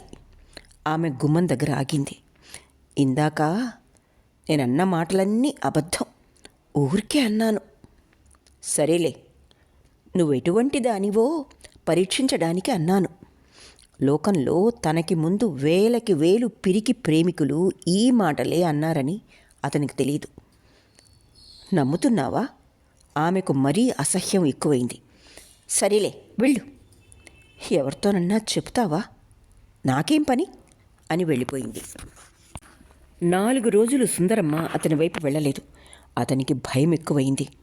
చెప్పిందేమోనని ఇంట్లోంచి పారిపోదాం అనుకున్నాడు. కానీ లేవలేకపోయినాడు. ముసుగు పెట్టుకుని పడుకున్నాడు. ఆదుర్దపడి డాక్టర్ని పిలిచారు. డాక్టరు, జ్వరం లేదు, పెంకితనంలాగా ఉంది అన్నాడు. పరాధీనుల్ని చూస్తే డాక్టర్లకు కూడా చులకనే కదా అనుకున్నాడు చంద్రశేఖరం. తిండి లేకపోవడంతో మోహము, జ్వరము, విరహము మాయమైనాయి. కానీ పాపం సుందరమ్మ నవనీత హృదయం తాళలేకపోయింది. తన వల్లనే అతను ఆ విధంగా లేవలేకుండా పడుకున్నాడని దిగులు పడ్డది. ఇంకో హృదయం తన కోసం కోరిక పడుతుందంటే స్వయంగా ఇష్టం లేకపోయినా స్త్రీ హృదయం సంతోషించకుండా ఉండడం సృష్టికే విరుద్ధం. సుస్వభావులు జాలిపడి తీరుతారు. దుర్మార్గులు అదే వేళని స్వార్థాన్ని సాధించుకుంటారు. సుందరమ్మ అతని పక్క దగ్గర నుంచుంది. వెర్రివాడా, ఏమిటి పెంకితనం? ఎవరికన్నా తెలిస్తే నవ్వరా? మాట్లాడలేదు. మామయ్యతో చెప్పనా? అతని బలహీనత్వం ఆమె కూడా కనుక్కున్నది. మాత్ర పనిచేసింది. వద్దు. మరి సరిగ్గా పచ్చని తీసుకొని లేచి తిరుగుతావా లేదా? అయితే చెప్తా. మరి ఈ పంతమేమిటి? ఇది నీకు పంతంలాగు కనబడుతోందా? నిజంగా నాకేమీ సహించదు. నా బాధ ఎవరితో చెప్పుకోను. దిక్కులేని వాణ్ణి. నాకు అమ్మ అప్ప ఇట్లానే మాడు చేస్తే లోకానికే పీడ వదిలిపోతుంది. ఇట్లాంటి వేధవని నేను బతక్కే. నీకు మాత్రం ఈ దయ్యందుకు? ఈ నిర్భాగ్యుణ్ణి ఇట్లా చావని. ప్రతి మాట పాపం ఆ వెర్రి స్త్రీ హృదయం మీద మోగుతోందని తెలుస్తోంది అతనికి. ఆమె కళ్ళలోని విచారము, ఆ చేతుల ఆతృత, పెదిమ వణకడం అన్నీ తెలుస్తున్నాయి. యోచిస్తోంది. ఏం మాట అంటుందో, తన అదృష్టం ఎట్లా ఉందోనని ఆతృతతో చూస్తున్నాడు. తప్పు. అట్లాంటి ఉద్దేశమే ఘోరమైన పాపం. నేనెప్పటికీ ఒప్పుకుంటానని ఆశపడకు. నీకైనా నాకైనా చావే నయం. నేనెన్నటికీ ఒప్పుకుంటానని ఆశపడకు. నీకైనా నాకైనా చావే నయం. నిరాశ ఆ పలుకుల్లోనే తెలుస్తోంది. ఆమె కంఠంలోని నిశ్చితత్వమే తెలుస్తోంది. కానీ చస్తాలే, వెళ్ళు. పైగా వచ్చి నన్ను ఏడిపించడం ఎందుకు? నీకు జ్వరంలో మతి చెలించింది. కాకపోతే నీ దుర్మార్గం నీకు బోధపడి ఉండదు. నేనెవరనుకున్నావు? నా ప్రాణముండగా అట్టాంటిది జరుగుతుందని ఆశ పెట్టుకోకు. లాభం లేదని తెలుస్తూనే ఉంది. కానీ నా మీద ఇష్టం లేదుగా. అవును, నేనేమీ ధనవంతున్నా రూపవంతున్నా చాలు, ఊరుకో. ఎవరైనా సరే మా ఇంట వంట లేదు. మా కుటుంబం సంగతి నీకు తెలీదు. ఇక్కడ దిక్కులేక చేరామని మమ్మల్ని ఏమేమిటో అనుకుంటున్నావు. అలాంటి వెర్రి ఆశలు పెట్టుకోకు. ఎవడైతేనే నేనేమిటి? నా మనసు మారడమేమిటి? కళ్ళు మెరుస్తున్నాయి. ప్రపంచాల్ని లెక్క చెయ్యక తమ దీక్షలో తపస్సులో గర్వించి అధికారాలను ఐశ్వర్యాలను ధిక్కరించిన తన వంశీయపు పురుషుల తేజం ఆమె ముఖంలో తాండవమాడింది. శపించి వచ్చిన పార్వతీదేవిలాగు తన అద్భుత సౌందర్యం వెలుగులో నుంచునుంది. చంద్రశేఖరం విభ్రాంతుడైనాడు. క్షమించు, ఇంకెన్నడూ అట్లా అనుకోను అని కన్నీళ్లు పెట్టుకున్నాడు. ఆ ఒక్క మాటలో ఆమె మనసు కరిగి అతని దగ్గరగా కూర్చుని మీద చెయ్యేసింది. పార్వతీదేవి వరాలు ఇయటానికి సంసిద్ధురాలయ్యింది. నువ్వు నాకో తమ్ముడు, అట్లా ఉండు. నాకు తమ్ముడుండాలని ఎంతో ఉండేది. మా అమ్మ కన్నా నాకే ఎక్కువ ఆశ. అట్లా ఉందుగాని ఏ? కానీ ఎంత అగ్నిని మూటగట్టుకుంటోందో ఆ దయ వల్ల ఆమె ఎరగదు. ఒకసారి పురుష హృదయంలో మోహం మొలకెత్తిన తర్వాత అది మచ్చే కనబడక ఎండకన్నా ఎండాలి, లేక కాలు కింద నలగనన్నా నలగాలి. కానీ ఇట్లా నీళ్లు పోసి ఇంకో దోవన తిప్పుదామంటే ఎవ్వరి తరము కాదని తెలీదు ఆమెకి. ఎటువంటి క్షుద్రుడికి తన హృదయ సామీప్యాన స్థలమిస్తోందో ఆమెకెట్లా తెలుస్తుంది? ఈ సోదర ప్రేమ, పితృప్రేమ, అంకుల్ ప్రేమ ఇట్లాంటి విభజనలన్నీ మాటల్లోనే గాని హృదయాలలో వాస్తవం లేని విషయాలని తెలుసుకోగలదా? హృదయాలలో వాస్తవం లేని విషయాలు అని తెలుసుకోగలదా? దొంగతనానికి, మోసానికి ఉపయోగించే చక్కని తెరలనే సంగతి తెలీదు. లోకమంటే ఏం తెలుసును? తన పుణ్యలోకాలను విడిచి అన్యాయపు శాపం వల్ల దారి తప్పి విచిత్ర పాపలోకాలలో చిక్కి వాటి సంగతి అర్థం కాక బాధపడే ఉషా కన్యవలే పాపం సుందరమ్మ ప్రతి విషయంలోనూ కలవరపడుతోంది.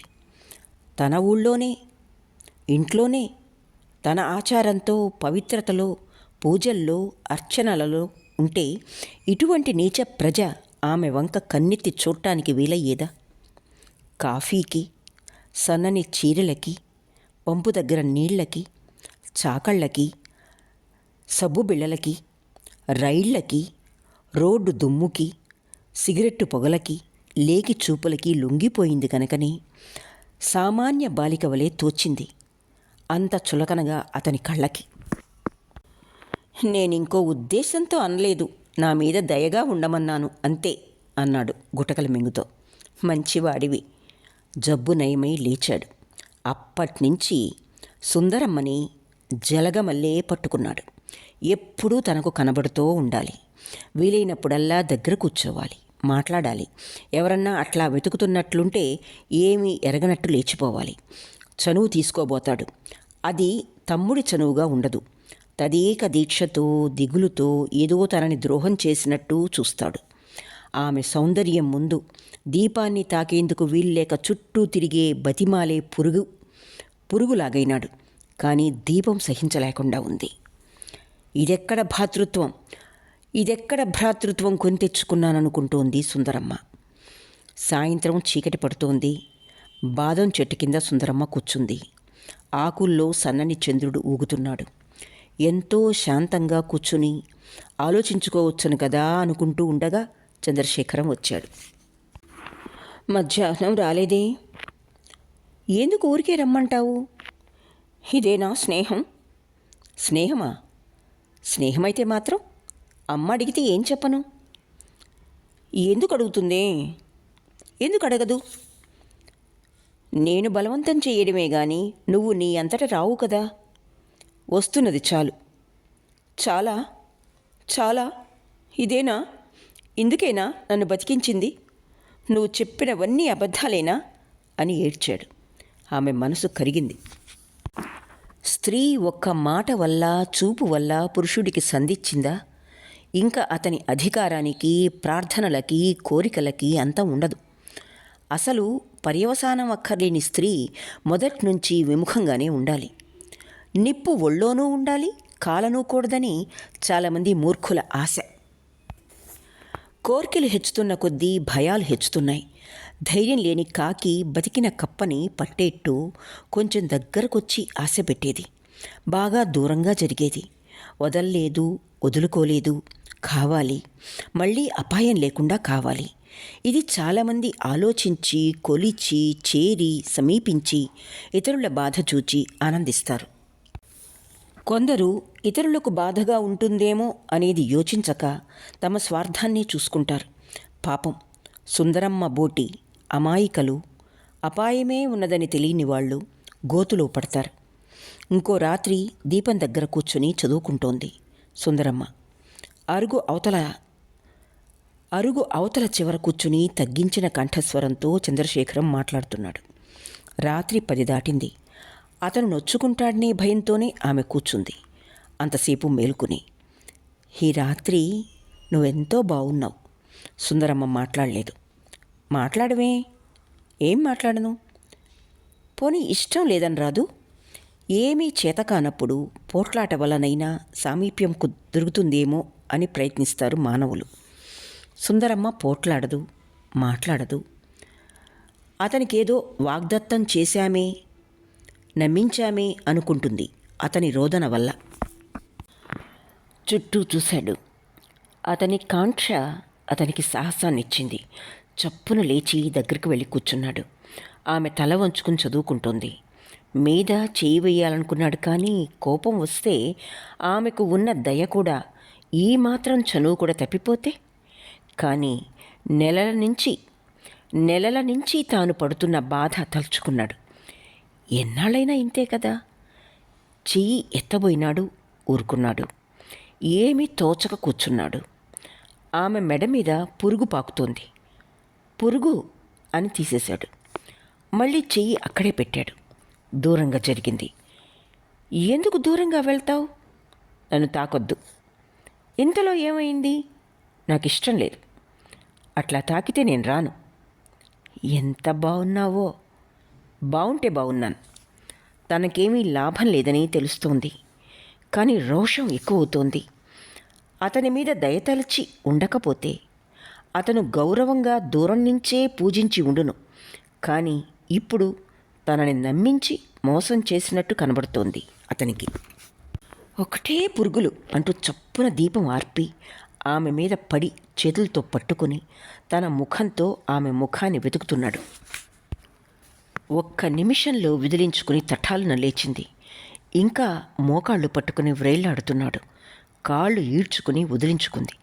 ఛీ, దుర్మార్గుడా, పాపి, చిచి, పాడు బతుకు, పాడు లోకం, చిచి, పాపపు లోకం అని అంటూ లోపలికి వెళ్ళిపోయింది.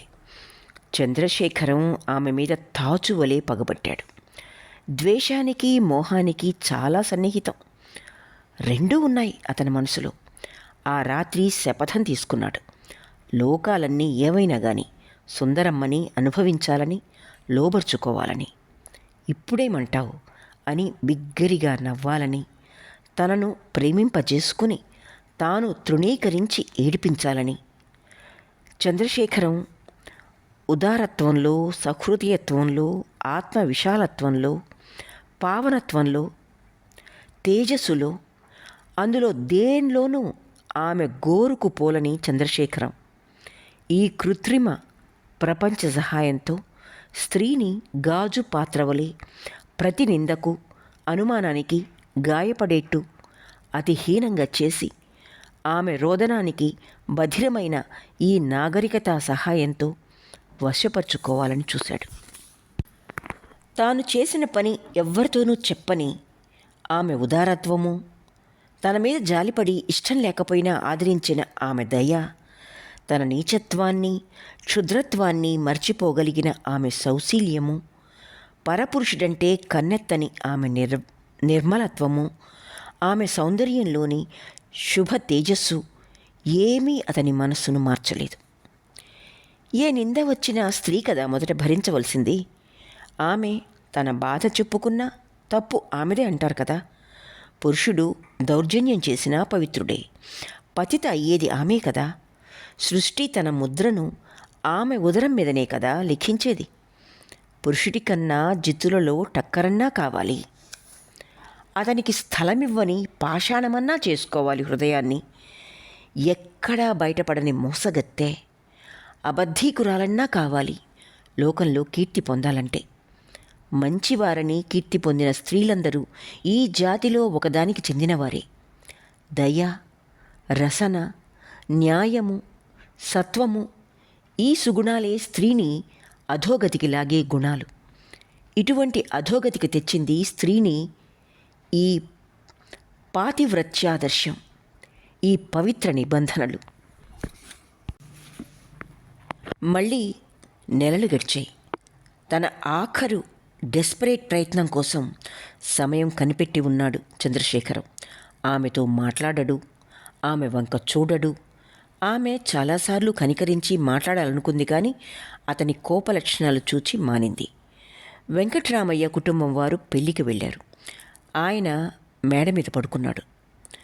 తల్లి వంటింట్లో పడుకుంది. గుమ్మానికి ఎదురుగా హాల్లో సుందరమ్మ పడుకుంది.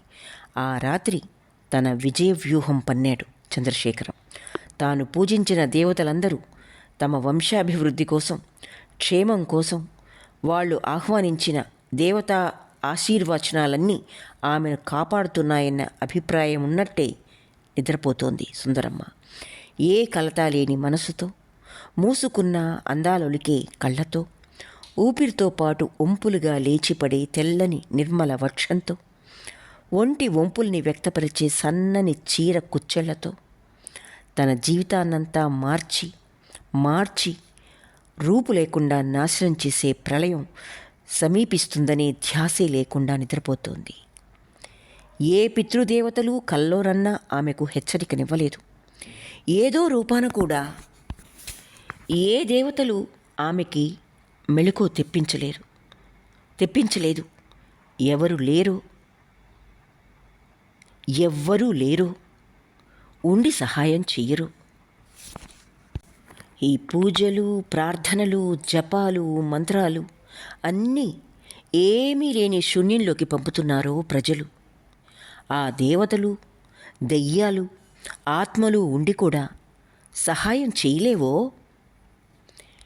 ఏ పాపం వల్ల ఇట్లాంటి ఘోర విపత్తు తన మీదికి తానెరక్కుండా తెచ్చుకుందో?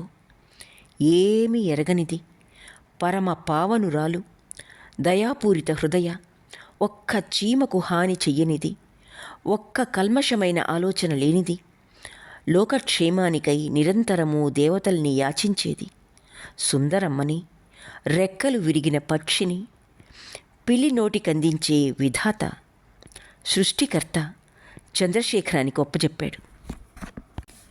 అర్ధరాత్రి మెల్లగా లేచి హాల్ తలుపు దగ్గర నుంచున్నాడు. సంతోషించాడు. ఇట్లా ఆలోచిస్తే తన గతి ఇంతేనని పురెక్కించుకున్నాడు. గుమ్మంలోకి పోయి ఆమెను చూశాడు. నిష్కారణమైన జాలి తలెత్తింది. నొక్కి చంపేశాడు. ఆమె అందాన్ని చూచి తనకు కలగబోయే సౌఖ్యాన్ని తలుచుకున్నాడు. దీపం ఆర్పియాలా? ఆమె అరిస్తే? కానీ అరిచేదైతే తనని చూడగానే ఇంకా అరుస్తుంది. జాకెట్టు లేకుండా ఆమెను చూడాలని ఉంది, ఆ చీర లేకుండా కూడా. కానీ ధైర్యం లేదు. వెళ్ళి చప్పుడు కాకుండా ప్రవేశించి దీపం ఆర్పాడు. ఎన్నాళ్ల నుంచో కోరుకుంటున్న సౌఖ్యం లభించబోతోంది. ఆతృత వల్ల కొంత భాగము, కామోద్రేకం వలన కొంత భాగము, రక్తం కొత్త కొత్త మార్గాల, అతనెన్నడూ ఎరగని విధాల ప్రవహిస్తోంది. తన మనోరథం సఫలమన్నా కావాలి, లేక ఆ ఇంట్లోంచి తన్నులు తిని లేచన్నా పోవాలి. చీకటయ్యేటప్పటికీ అతనికి ఏమీ కనబడలేదు. మంచం ఎటో, ఆమె ఎటు ఉందో కూడా తోచలేదు. తల తిరుగుతోంది. ఇప్పుడు చూసిన వస్తువులే ఎంత నిగూఢమైపోయినాయో. మెల్లిగా అడుగు మీద అడుగు వేస్తూ వెళ్ళాడు. మంచం తగిలింది. ఆగి చేత్తో మెల్లగా ఇటు అటు వెతికాడు. ఆమె తొడ తగిలింది. ఆమె తలని తాకి చూసుకుని పక్కనే పడుకొని ఆమె మీద చేయి వేసి బుగ్గ మీద ఆనుకున్నాడు. ఇంతవరకు స్త్రీని ఎరగక ఎప్పుడు ఇట్లాంటి సౌఖ్యం దొరుకుతుందా అని కాచుకుని ఉన్న అతని నరాలు మహదానందంతో ఊగులాడాయి. గొప్ప సంతోషం, సంతుష్టి కలిగి భయమే మర్చిపోయినాడు. ఆమెకి మెళుకువ వచ్చింది. చటాలున పురుగునో పామునో తోసేసినట్టు 2 చేతులతో నెట్టింది. కానీ ముందే ఆలోచించుకున్న ప్రకారం అతను గట్టిగా తన చేతిని ఆమె నోటికడ్డం పెట్టి ఇట్లా అన్నాడు. నేనేమీ చెయ్యను. నా మాట విను ముందు. తర్వాత నీ ఇష్టం వచ్చినట్లు చెయ్యొచ్చు. బాబుగారితో చెప్పుతో కొట్టిస్తే పడతాను. నేను ఎట్లానూ పోవటానికి సిద్ధపడ్డాను. నీకు వచ్చిన అపాయం లేదు. అరవకు. నా మాట వింటానంటే నా చెయ్యి తీస్తాను. ఆమె పెనుగులాడటం మానింది. చెయ్యి తీశాడు. ముందు ఈ చెయ్యి తీయి. తీశాడు. నన్ను అంటకుండా అట్ట నుంచో. దూరంగా జరిగి కూర్చున్నాడు. చెప్పు. నేను ఎంతకాలం నుంచో నిన్ను మోహించాను. కానీ నువ్వు నా మీద దయ చూపలేదు. పైగా మోసగించావు. ఇంకా నాకు జీవితం మీద నిరాశ పుట్టింది. నీ దయలేక నేను బతకలేను. నువ్వు ఒప్పుకుంటే నా అదృష్టం. నీ పేరు చెప్పుకు బతుకుతాను. ఒప్పుకోవా? నీ ముందు ఇక్కడే చచ్చిపోతాను. సరిగ్గా ఆమె మనసు కరిగించగల మాటలు అతనికి తెలిసాయి. ఆలోచించకుండానే ఆ చీకట్లో కూడా అతనికి తెలుస్తోంది ఆమె జాలి పడుతోందని. అతని మాటల్లో ఉన్న సగం వాస్తవమైన బాధ గుర్తించింది. కానీ తక్కిన సగం నాటకాన్ని గుర్తించలేదు. అబద్ధీకులైతేనే గాని అబద్ధాన్ని గుర్తించలేరు. కానీ ఇంకా ఆమె శీలం ఆమె జాలికి అడ్డుపడుతూనే ఉంది. నిజంగా చచ్చిపోతాడని నమ్మింది. పురాతనం నుంచి పెరిగిన సర్వభూత దయ, పరప్రాణి కోసం తన సౌఖ్యాన్ని త్యాగం చేసిన ఔదార్యం, బ్రహ్మహత్యాపాతక మహాభయం, అతిథి మోహతృప్తి కోసం శీలాన్ని అర్పించిన మహాపతివ్రతల కథలు, అన్నీ ఆమె నిశ్చయాన్ని బలహీనపరిచాయి. తప్పు, పాపం. తనని తృణీకరించకుండా ఆర్గ్యూ చేయటంలోని బలహీనత్వాన్ని కనిపెట్టాడు. ఆమె మీదకి వంగి కావలించుకున్నాడు. పో, వెళ్ళను, అరుస్తాను, కానీ నన్ను చంపించు, నేను వదల్లేను. తప్పించుకునే పిట్టను పట్టుకుని వేళ్లాడే పిల్లివలే పెనుగులాడాడు. పిలుస్తాను, నిన్ను చంపుతారు, పో, పిలు, చంపని, నా ప్రాణాల్ని నీకోసం అర్పిస్తాను, ఎవరన్నా చూస్తే. ఆ మాట స్త్రీ నోటి నుంచి వచ్చిందా ఇంక భయం లేదు. ఆహ్వానంతో తుల్యమైనది. సంతోషంతో స్వతంత్రంగా మాట్లాడకుండా ఇంకా ఆక్రమించుకున్నాడు. చేతి వేళ్ళు ఎవ్వరూ, ఆమె భర్త తప్ప ఎవ్వరూ తాకకూడని స్థలాన్ని వెతికి అపవిత్రం చేసి అనుభవిస్తున్నాయి. సృష్టి కష్టపడి నునుపు పెట్టిన మృదు భాగాలు, దేవతలకైనా చూడటానికి అర్హత ఉన్నదా అనిపించే భాగాలు, ఏ అందాన్ని కల్పించగలమా అని చిత్రకారులు నిరాశ చెందే మృదుత్వం, లావణ్యం గల అవయవాలని తాకే అదృష్టం ఎట్లా సంపాదించాడో ఆ యువకుడు. ఏ పూజలు చేసి ఏ దేవతల్ని తృప్తిపరిచాడు. ఆమె శరీరం తిరగబడి అతన్ని అభిలషించింది. ఇంకా దగ్గరగా కోరింది. పాపం, ఇంకా ఆమె ఆత్మ తిరగబడుతూనే ఉంది. లోపడిపోతున్నావు, ఇంకా వెనక్కి మార్గం లేని మహాకూపంలో పడుతున్నావు, వద్దు అని అరుస్తోంది. ప్రమాణం చెయ్యి, నీ కళ్ళ మీద ఈ మీద ప్రమాణం చేస్తున్నాను. ఆ రెండో మాట ఆమె వినలేకపోయింది. ఛీ అని అతన్ని విదిలించింది. పవిత్రత హీన స్వరంతో అసహ్యపడుతోంది. కానీ ఈ దేహానికి సంబంధించిన నరాలు అతన్ని దగ్గరగా పిలిచి ఆమె నోరు నొక్కాయి. అంతే, ఆఖరు గొంతు బిగిసి ఊపిరాడలేదు. అంతరాత్మ అనేది కళ్ళు తేలవేసింది. దేహం విజృంభించి రాజ్యం చేసింది. ఆమె రెండు చేతులు అతని నడుం మీద వేసి ఆ అల్పుణ్ణి మళ్ళీ మళ్ళీ లాక్కుంది. అతని చేతుల్ని బుగ్గల్ని కరిచింది. జుట్టుని చీదరగా లాగి లాగి నరాల బాధ తీర్చుకుంది. అతన్ని ఆనంద డోలికల్లో ఊగించింది. వద్దన్నావు అని విజయ భేరి మోగించాడు ఆ నీచుడు.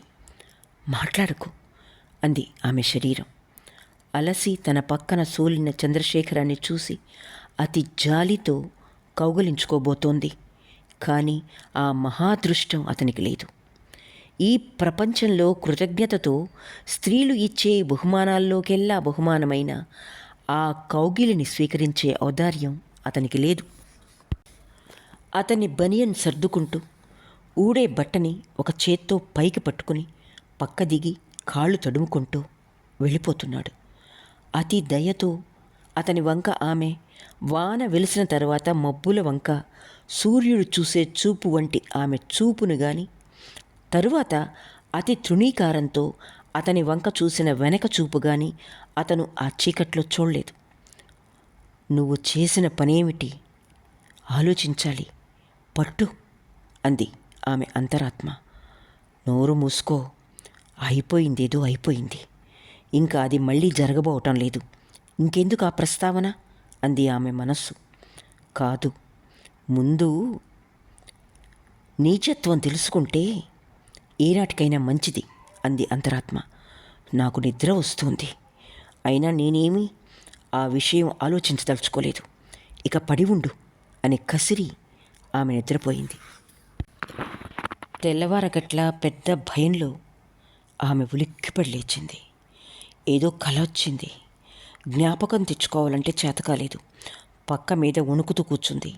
దీపం వెలిగితే బాగుండును, కానీ కాలు కానీ చేయి కానీ కదిలించడానికి భయం. నిప్పు పెట్టె ఎక్కడుందో మెల్లిగా అమ్మని పిలిచింది. ఎందుకే, నాకు భయం వేస్తున్నదే. భయమా? ఎందుకు భయం? భయమేమిటి? ఇట్లా వచ్చి పడుకో అంది తల్లి.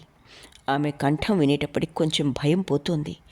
ప్రయత్నించి మెల్లగా లేచి వెళ్ళి తల్లి వీపు వైపు పడుకొని ఆమెను కావలించుకుంది.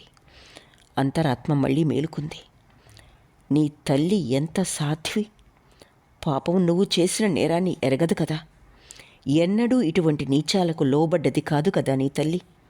నిన్ను ఇంత ప్రేమించి నమ్మినందుకు చివరికి ఇట్లా చేశావా? దిక్కు లేక, డబ్బు లేక, ఇతరుల పంచను తల వంచుకొని బ్రతుకుతూ ప్రాణాలన్నీ నీ మీదే పెట్టుకుని ఉంటున్న నీ తల్లిని ఎంత అన్యాయం చేశావో తెలుస్తోందా? అంతరాత్మని తిట్టి ఊరుకోమని సుందరమ్మ నిద్రపోయింది. మర్నాడు రాత్రి సంగతి తలుచుకున్నప్పుడు భర్త, ఆయనతో తాను గడిపిన రాత్రులు జ్ఞాపకం వచ్చాయి. కానీ ఆ ఆలోచనల్ని తోసేసి పగలంతా పనుల్లోనూ మాటల్లోనూ గడిపింది. రాత్రి పడుకోవడానికి వచ్చి పక్క చూసేటప్పటికి అనాలోచితంగా పెద్ద సంతోషం వచ్చింది. అది ఉత్త మంచం కాదు, దుప్పటి కాదు, జీవితానికంతా వెలుగు ఇచ్చే మహాశక్తితో పవిత్రమైంది. చూస్తూ నుంచుంది. వెంటనే తన ఆనందానికి భయం వేసింది. ఏమిటది? ఆ పాపకార్యం, నీచ కార్యం తలుచుకుని సంతోషపడుతోంది తాను. ఇంకా తన గతి ఏంగాను? అసలు అతను వస్తాడా? ఆ ఒక్క రాత్రేనని వాగ్దానం చేయలేదా అతను? రాడు. రాకపోతే తనకు తోచదు. చంద్రశేఖరం, ఆమె కామజ్వరానికి మందివ్వగల చంద్రశేఖరం ఆమె శరీరం ద్వారా హృదయాన్ని ఆక్రమించుకున్నాడు. నీచత్వం, అతను ప్రాధేయపడడం అన్నీ తన దేహ సౌఖ్యంలో, అనుభవానందంలో మర్చిపోయింది. సాధారణంగా కవులు స్త్రీ హృదయానికి మార్గం ఆమె మనస్సు అంటారు. కానీ చాలా హృదయాలకి మార్గం రెండో చివర ఉంటుంది. అందువలనే సామాన్య స్త్రీలంతా పెళ్లి చేసుకున్న పురుషుణ్ణి ఆరాధించడానికి వీలవుతుంది. స్త్రీ నిజంగానే కళ్ళు తెరిచి పరీక్షించి ఏరుకునేట్లయితే ఈ మగవాళ్లకెవరికైనా వివాహ యోగ్యత ఉంటుందా? కుక్క హృదయంలో అపారమైన ప్రేమ అనే ఇన్స్టింక్ట్ ఉంది. దాన్ని ఎవరి మీదనో ఒకరి మీద కనబరిస్తే గాని కుక్కకి శాంతి ఉండదు. అందుకని ఆ మనిషి స్వభావం ఎటువంటిదా అని యోచించకుండా ఒక ముద్ద అన్నం పడవేసిన వాణ్ణి ప్రేమించి తనని తన్నినా వెంటబడి ఆరాధించి తన జీవితాన్ని సార్థకం చేసుకుంటుంది. చాలామంది స్త్రీలింతే. పూల మొక్క తీగ సాగేసరికి దేని మీదనో ఒకదాని మీద అది పాకాలి. పాకకుండా బతకలేదు. ముళ్ళ చెట్టు గాని, చెదలు పట్టిన కర్ర గాని, ఏమీ ఆధారమివ్వని రాయి గాని, దగ్గరలో ఉన్న దేన్నైనా గాని ఆధారం చేసుకుని పాకుతుంది. అలాగే స్త్రీ కూడా. సంఘమో, విధో, అదృష్టమో, యజమానో ఎవరు దేన్ని ఆధారంగా చూపితే దాన్ని వివక్షత లేకుండా గుడ్డిగా ఆధారం చేసుకుని కౌగలించుకుంటుంది. తన యవ్వనాన్ని, తన సౌందర్యాన్ని, తన పూజ్య భావాల్ని సమస్తాన్ని అర్పించి ధన్యత పొందుతుంది. ఆ మోడుని వాన నుంచి, ఎండ నుంచి, శత్రువుల నుంచి, కష్టాల నుంచి కాపాడే ప్రయత్నంలో తన శరీరాన్ని, తన యావత్తుని అర్పిస్తుంది. ఆ మొద్దునే అధికుడంటుంది, స్వర్గమంటుంది, దైవమంటుంది. ఆ సౌందర్యము, ఆ స్వర్గము, ఆ రసికత్వము తన హృదయంలోనే గాని ఆ మొద్దులో, ఆ మోడులో లేవని తెలుసుకోలేదు. ఏ వెంకటచలమో కథలు రాసి కళ్ళు తెరిపించేదాకా ఒక నీచుడి కాళ్ల కింద పడి దొర్లుతో అదే స్వర్గం, అదే ఆనందం అనుకుంటుంది. అన్ని సమయాలలో కళ్ళు తెరవలేరు. తెరిచే శక్తి, ధైర్యము ఉండదు. వాస్తవమైన విలువ, కాపట్యము తెలుసుకుంటే అక్కడ ఒక్క నిమిషం ఆ నిర్జీవ క్షుద్ర పరిస్థితులతో తృప్తిపడి బతకలేరు. గతాభిమానులై గాయపడి తమ అల్పత్వాన్ని గుర్తించి తిరుగుబాటులో, దౌర్జన్యంలో తమ కోమలత్వాన్ని, శూన్రుత్వాన్ని భగ్నం చేసుకుంటారు. ప్రయత్నించి వివేకంతో, సాహసంతో నూతనంగా జీవిత నాళాన్ని మళ్లీ చిగురింప చేసుకోగల శక్తి గలవారు అరుదు. అందువల్లనే లోకంలో ఇంత అలసట, అబద్ధము, కపటమును, సంస్కారం అంటే, నూతనత్వం అంటే ఇంత ద్వేషమా? వస్తాడా?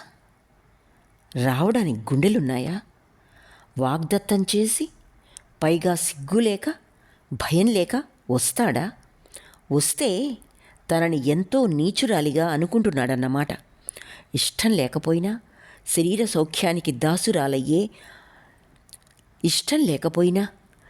సౌఖ్యానికి దాసురాలయ్యే రకం మనిషిని తలచాడు కాబోలు. అయితే ఆమె అంతరాత్మకు తెలుసు, తను శరీరం కోసం దాసురాలయ్యే మనిషేనని. కానీ మనోవీధిలోకి ఆ తలపును రానిదామే. ఒప్పుకోదు నిజమని. ఒప్పుకుంటే ఆమెకు శాంతి ఉండదు. ఆ వాస్తవం ఆమె మనసును కాలుస్తుంది. కనుక ఆ ఆలోచన నొక్కిపట్టి తప్పు అంతా చంద్రశేఖరం మీద నెట్టింది. ఒకవేళ మళ్ళీ వస్తాడేమో? ఎట్లా? వస్తేనే తనకిష్టం లేకపోతే ఏం చేయగలడు అని ఆలోచించలేదు. అట్లా ఆలోచించదు. పోనీ అమ్మ దగ్గర పడుకుంటే అప్పుడు అతను రావటానికి వీలుండదే. రాకపోతే ఎట్లా? వీల్లేదు. ఆ ఆలోచన రాకూడదు. అవును, తనెందుకు పడుకోవాలి అమ్మ దగ్గర? భయమా? తనకేం భయం? తనెందుకు భయపడాలి? భయపడుతున్నట్లు తెలిస్తే మరీ మితిమీరుతాడు. గౌరవమే పోతుంది. రాని, వాడికి బుద్ధి చెప్పాలి. వెధవ, రాని చెప్తా. రాకపోతే వస్తాడులే. వస్తే బాగా తిట్టి వాణ్ణి ఏడిపించి పంపితే గాని కసి తీరదు. వస్తాడులే, రాకుండా ఎట్లా ఉంటాడు? రాత్రి ఎంత ఆనందించాడు. వదులుకోగలడా? వస్తాడు అనే ఆలోచనలలో తన మనోవాంఛను పాతిపెట్టి తనను తానే వంచుకొని నిద్రపోయింది. నిజంగా వచ్చాడు. ఆమెకు ఒళ్ళు తెలియక ముందే అతను నియుక్తుడైనాడు. పెద్ద భయంతో ఏదో ఘోర స్వప్నంలో నుంచి బాగా కళ్ళు తెరిచింది. చీపో అని బిగ్గిరిగా అంది. అరవకు, నేను బ్రతకలేక వచ్చాను అని తన పాత రాగం ప్రారంభించాడు అతను. అమ్మని పిలుస్తాను. పిలు, నీకే నష్టం. తనకు లోబడిన స్త్రీని, ఆమెకెంత ఘనత ఉన్నా సరే, తక్కిన విధాల ఎంత ఆధిక్యం ఆమెకు ఉన్నా సరే పురుషుడు గౌరవించడు. అతన్ని ఆమె నెట్టివేయడం, అతను ఆమెను బలవంతం చేయడంలో ఇద్దరూ అసలు సంగతి మరిచి కుస్తీ ఆరంభించారు. ద్వేషాలు, తిట్లు, ప్రార్థనలు, ప్రాధేయపడటం, ఒట్లు పట్లు జరిగినాయి. స్త్రీ అంగీకారం లేనిది ఎంత బలవంతుడైనా పురుషుడు నిస్సహాయుడనే సృష్టి నిర్ణయం వ్యక్తమైంది. ఓడిపోయి సిగ్గేసి స్త్రీ చేతుల్లో అపజయాన్ని భరించలేక చంద్రశేఖరం ఏడ్చాడు. అలిసి చెమటలు పోసి విసుగెత్తి ఆ పట్టుదల తనకెందుకో అర్థం కాక సుందరమ్మ చంద్రశేఖరం కన్నీళ్ల వల్ల గొప్ప జాలిలో కరిగిపోయి అతన్ని చప్పున కావలించుకున్నది. కానీ మరుక్షణమే తన మూఢత్వం, బలహీనత్వం అర్థమైనాయి. కానీ కాలం దాటిపోయింది, లాభం లేకపోయింది. అతని కోరిక తీరింది. తన చేతుల్లో సుందరమ్మ కానీ కొయ్య బొమ్మ కానీ ఏదైనా ఒకటేననిపించింది. అతనికి అంతకు పూర్వమే. పక్కన కూర్చుని ఆమె వంక చూశాడు. ఆమె దేహమే కానట్టు, జీవమే లేనట్టు కప్పుకేసి చూస్తూ తన స్పృహే లేని సుందరమ్మని చూసేటప్పటికీ అతనికి సహితం తన నీచత్వం మనసుకు తట్టి లేచినవాడు కాళ్ళు రాక అట్లనే నుంచున్నాడు. మాట్లాడవే అన్నాడు. దెబ్బతిన్న లేడీ వేటగాడి వంక చూసినట్టు ఆమె అతని వైపు చూసి గుడ్లు తిప్పి కళ్ళు మూసుకుంది. కోపమా అన్నాడు. ఆమె మాట్లాడలేదు. ఆమెకి పెద్ద దిగులు పట్టుకుంది. ఇంకా తనకి శక్తి లేదు. తన బతుకంతా ఇట్లా పాపంలో, నీచత్వంలో గడపవలసిందే. అంతే. వీడు వదలలేడు. వదిలినా ఏ పురుషుడు సమీపించినా అని గ్రహించే శక్తి లేదు. ఇంతే, ఎప్పుడు ఇంతే అని మూలుగుతోంది హృదయం. దుఃఖమా అని మళ్ళా అతను అడిగాడు. మాట్లాడదు ఆమె. అతనికి ఏమీ సంతుష్టి లేదు. ఏ అద్భుత లావణ్యాన్ని చూసి భ్రమసి అతను ఆమెను కోరాడో, ఏ అందాన్ని చేతుల్లో పట్టుకుని దాచుకోవాలనుకున్నాడో అది గాలిలో మెత్తదనంలాగు, పువ్వుల్లో లేత రంగులాగు తన నుంచి తప్పించుకుంది.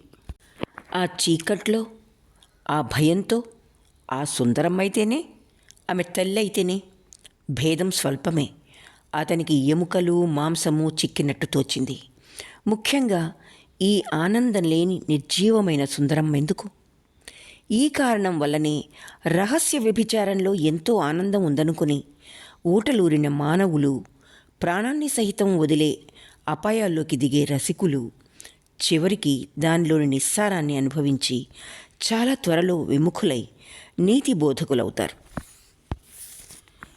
నీతో మాట్లాడాలి, లేచిరా అన్నాడు చంద్రశేఖరం. ప్రశ్నార్థకంగా కళ్ళు విప్పి మూసుకుంది ఆమె. రావాలి, తప్పదు అని ఆమె చెయ్యి పట్టుకుని లాగాడు. మాట్లాడకుండా లేచి గుడ్డిగా అతని వెంటనే నడిచింది. బావి వెనుక నిమ్మ చెట్టు క్రింద ఆగాడు. అపరిమితమైన చలిగా ఉంది. ఆకుల్లోంచి మంచు బొట్లు పడుతున్నాయి. చంద్రశేఖరం ఏడ్పు మొదలెట్టాడు. ఆమె తనకి సంబంధం లేనట్లే నుంచుంది. తన దుఃఖం ఆమెని కదిలించలేకపోవడం, తన చివరి ఆయుధం కూడా వ్యర్థం అయిపోయిన మహారథుడి స్థితిని కల్పించింది అతనికి. ఇంకెప్పుడు నీ జోలికి రాను, నేను ఇట్లా క్షోభ పెట్టను, నిజం, ఒట్టు. వాగ్దానాలు అతని నోట్లోనే గాని మనసులో పనిచెయ్యవు. మాట్లాడు, నా మాటలు నమ్ముతున్నావా లేదా? సరే, సంతోషంగా లేదు, నీ ఇష్టం. కానీ నన్ను ఇట్లా చేస్తే నాకు బతుకు మీద నిరాశ పుడుతుంది. నీ ఇష్టం. తన బలహీనత్వ రోషాన్ని కప్పేందుకు అతన్నించి మనోబలాన్ని ఎరువడుగుతోందామె. కానీ ఆ మాటలు చాలతనికి. ఇంక ఎన్నడూ నమ్ము, చేసిన పాపం చాలు. పాపం. ఆ మాటలు అతనే నమ్మకపోయినా సృష్టి వాటినే ఖాయపరుస్తోందని అతనికి తెలీదు. కానీ ఆమె తనని బతిమాలి వేడుకుని ఓదార్చే స్థితికి రావాలని ఆఖరు యత్నం. నీ అందాన్ని మరువలేను, ఇక్కడే ఉంటే నిన్ను వదల్లేను, భరించలేను, నిన్ను ప్రతిదినమూ చూస్తూ. నేను వెళ్ళిపోతున్నాను. నా ట్రైనింగు, నా ఉద్యోగం, నా గౌరవం అన్నీ వదిలిపోని నేను వెళ్ళిపోతున్నాను. తప్పదు. ఇంక కనపడను, ఏమి చెయ్యను. వింటున్నావా? ఇంత అధికారంతో స్ఫుటంగా మాట్లాడడం అతని ఎరుగడు. మళ్ళా వెళ్తున్నాను నిన్ను విడిచి. కానీ నిన్ను వదల్లేను. నువ్వు నా దానివి. శాశ్వతంగా నాకు నువ్వు ముడిపడ్డావు. నన్ను మర్చిపోకు. ఎప్పుడు నిన్ను కలుసుకుంటానా అని ఎదురుచూస్తూ ఉంటాను. నీ అందాన్ని వికారం చేసుకోకు. నువ్వు నా దానివి. గొప్ప శోకగీతం రాస్తున్న మహాకవి హృదయంలాగా వణికింది అతని హృదయం. రంగస్థలం మీద తన వ్యక్తిత్వం మర్చిపోయిన నటుడి వలె ఆమె కావలించుకోబోయినాడు. సుందరమ్మ ఒప్పుకోలేదు. ఆకాశం నుంచి వినపడ్డట్టయింది. ఇదివరకే పొద్దుట్నుంచి భర్త ఎడల దోషం చేశానని అతని ఆత్మకి కోపం వచ్చి ఉంటుందని భయపడుతున్న సుందరమ్మ ఈ మాటలు వినడంతోనే పెద్ద కేక వేసి వెనక్కి పడిపోయింది. చంద్రశేఖరం చప్పున లోపలికి దూరి తన మంచం మీద సురక్షితంగా ముసుగు పెట్టుకుని పడుకున్నాడు. ఆ కేకకి ఇంట్లో వాళ్ళు లేచి వస్తారని నిశ్చయంగా అతను ఎంచుకున్నాడు. మంచులో ముళ్లలో సుందరమ్మని వదిలిపెట్టి వస్తున్న ఆలోచనే రాలేదు అతనికి. కానీ ఎవ్వరూ లేవనే లేదు. చాలాసేపు అంతా నిశ్శబ్దంగా ఉంది. భయపు మడతల అడుగున పడ్డ చంద్రశేఖరపు కారుణ్యం అతన్ని బాధించి దొడ్లోకి పంపించింది. అక్కడే ఆ చెట్ల నీడలో మూర్ఛపోయిన సీతలాగా ఒంటరిగా పడి ఉన్న సుందరమ్మని చేతుల్లో ఎత్తుకుని తీసుకొచ్చి మంచం మీద పడుకోబెట్టి నిద్రపోయినాడు. అతని అంతరాత్మ అతని ధర్మ బుద్ధికి, కరుణ స్వభావానికి, ధైర్యానికి మెచ్చుకుని అతనికి జోలపాటలు పాడింది. తీరా మానవ స్వభావ పరిశీలన కుశలులు పరీక్ష చేసి అతని కరుణ కాదేమో, అతని భయమేనేమో సుందరమ్మకు సహాయం చేసింది అనుకుంటారు. అంతరాత్మని ఈశ్వరవాణి, నీతి అని ప్రజలు నిర్ణయిస్తున్నారు. అంతరాత్మే ఈశ్వరవాణి, నీతి అయితే ఆ ఈశ్వరుడు చాలా మూర్ఖుడై ఉండాలి. ఆ ఈశ్వరుడికే అందని అగాధపు క్షుద్రత్వము, ఆ ఈశ్వరుడికే అర్హం కాని మహోన్నత ఉదారత్వము ఉన్నాయి మానవ హృదయంలో. చంద్రశేఖరానికి సుందరమ్మ బతికి ఉందో లేదో, ఏ స్థితిలో ఉందో పరిశీలించేటంత వ్యవధి కూడా దొరకలేదు. ఈ జరిగిన కథంతా ఎందుకు జరిపించావంటే, అతను సుందరమ్మ మీద ప్రేమ వలనని నిస్సందేహంగా అంటాడు. మర్నాడు సుందరమ్మ మంచం మీద నుంచి లేవలేదు. జ్వరం వచ్చింది. పిచ్చి మాటలు మాట్లాడుతోంది. ఆ పిచ్చి మాటల్లో తన పేరు చాలాసార్లు రావడం చూసి చంద్రశేఖరం ఎవ్వరితోనూ చెప్పకుండా మాయమైనాడు. వెంకట్రామయ్య గారు అతని కోసం వెతికించి, ఇంతే కదా, తీరా సుందరమ్మకి జ్వరం వచ్చి ఇంట్లో మనుషులు లేని సమయంలో పని చేయవలసి వస్తుందని వీడు మాయమైనాడు. ఎవరినన్నా కనికరించడం బుద్ధి తక్కువ పని అన్నారు. పొద్దున్నే ప్రతిరోజు వచ్చే డోకుల్ని చూసి మొదట సుందరమ్మ తల్లి అనుమానం పడ్డది. అనుమానం ఆమెకు స్థిరమైన తర్వాత అడిగింది. సుందరమ్మ మరొక జవాబు చెప్పలేదు. ఎన్నిసార్లు ఎన్ని విధాల ఏడ్చినా బతిమాలినా అంతకన్నా మాట్లాడదు. ఇంట్లో అందరికీ తెలిసిపోతుందని తల్లి భయం. అందుకని కప్పిపుచ్చింది. కానీ ఎంతకాలం దాచడం అనే భయం కలిగింది. ఎప్పుడప్పుడు ఎట్లాగూ తెలుస్తుంది. తెలిసిన తర్వాత ఎట్లాగూ ఇంటిలో నుంచి తరుముతారు. ఎక్కడికి పోవడం? ఈ పిల్లని పెట్టుకుని ఎట్లా బతకడం? కుళ్ళి ఏడుస్తోంది. తన స్థితి సుందరమ్మకి చాలా రోజుల కిందటే తెలిసింది. బెంగపడి ఏడ్చి లాభం లేదనుకుంది. తన రక్తంలో ఉన్న కర్మ సిద్ధాంతాన్ని సహాయం తీసుకుని పలక్కుండా ఊరుకుంది. చిన్నతనంలో ఆపదలు ఎక్కువ బాధ పెట్టవు. మనసు ఏదో ఒక సంతోషంతో ఉండి ఆపదను మర్చిపోతుంది.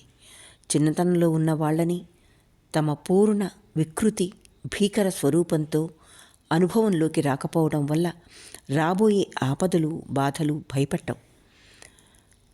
తన భర్తకి ద్రోహం చేశానని సుందరమ్మకి బాధ పట్టుకుంది. భర్తని అమితంగా ప్రేమించింది. అతను చచ్చిపోతే చాలా ఏడ్చింది. కృతజ్ఞత వల్ల, ప్రేమ వల్ల జన్మలో అతన్ని మర్చిపోనని, పోకూడదని అనుకుంది. అతనికి అపరాధం ఎన్నడన్నా చేస్తానేమో అనే ఆలోచనే రాలేదు. చేయగల పరీక్ష సంభవిస్తుందని తోచలేదు.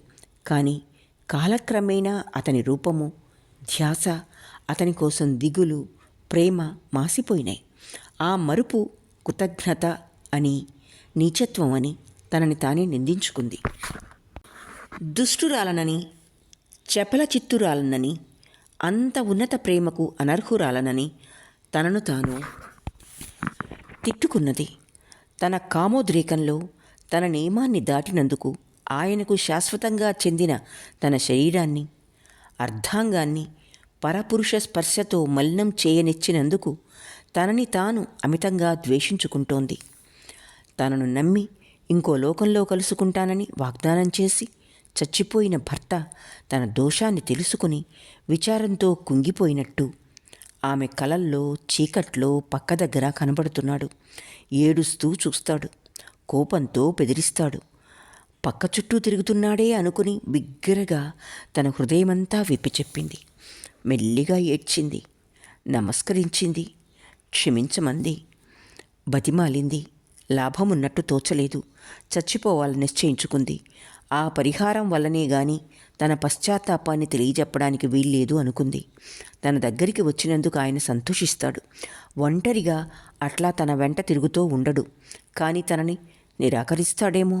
పోని తన తల్లికి దుఃఖం, దిక్కులేని స్థితి వచ్చి మాడడం, అవమానం ఇన్నీ వస్తాయి. మళ్ళా చావంటే భయం. ఆత్మహత్య అంటే ఘోరమైన పాపమని నమ్మకం. దెయ్యాలవుతారని భయం. అయితే దానంతట చావు వస్తే బాగుండును. చంపమని దేవతల్ని, భర్తని ప్రార్థించింది. అపాయకరమైన స్థలాలకు వెళ్తుంది. బావి అంచున నడుస్తుంది. కత్తిపీట మీద పడబోతుంది. దీపం మీద కుచ్చెళ్ళు తగిలించబోతుంది. భయమయ్యి ఊపిరి బిగించుకుంటుంది. 3వ నెలలో సుందరమ్మ వ్యవహారం ఇంట్లో వాళ్ళకి తెలిసి గుసగుసలు ప్రారంభించారు. త్వరలోనే వెంకట్రామయ్య గారి నోటీసులోకి వెళ్ళింది. ఆయన జీవితాన్ని గురించి ఆయన జీవితాల్ని గురించి, జీవితంలో అనవసరమైనవి, లాభం లేనివి అయిన చిరాకుల్ని గురించి చక్కగా ఆలోచించిన మనిషి. కష్టాలు కలిగినప్పుడు, నష్టాలు కలిగినప్పుడు ఏడుపులు, తిట్లు, ఇతరుల మీద నింద మోపడాలు అవివేకమని ఆయనకు తెలుసు.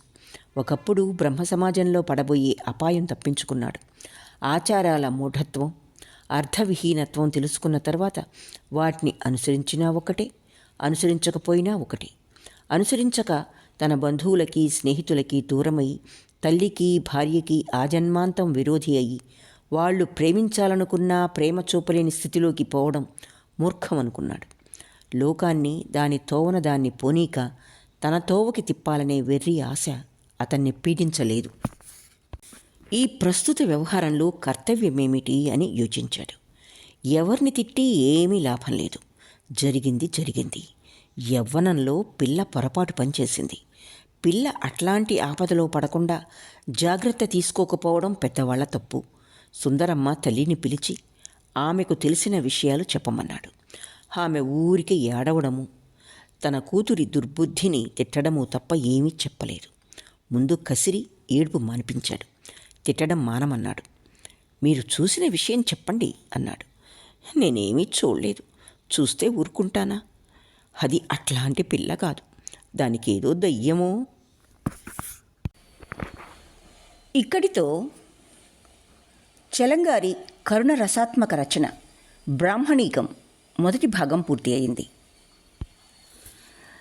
దీన్ని ఒక్కటిగానే రిలీజ్ చేయగలనని నేను ఆశించాను, కానీ నిడివి ఎక్కువ కావటం వల్ల నేను ఎట్లా చేయలేకపోయాను. మొదటి భాగం ఆస్వాదించి మీ అమూల్య అభిప్రాయాల్ని తెలుపుతారు కదా.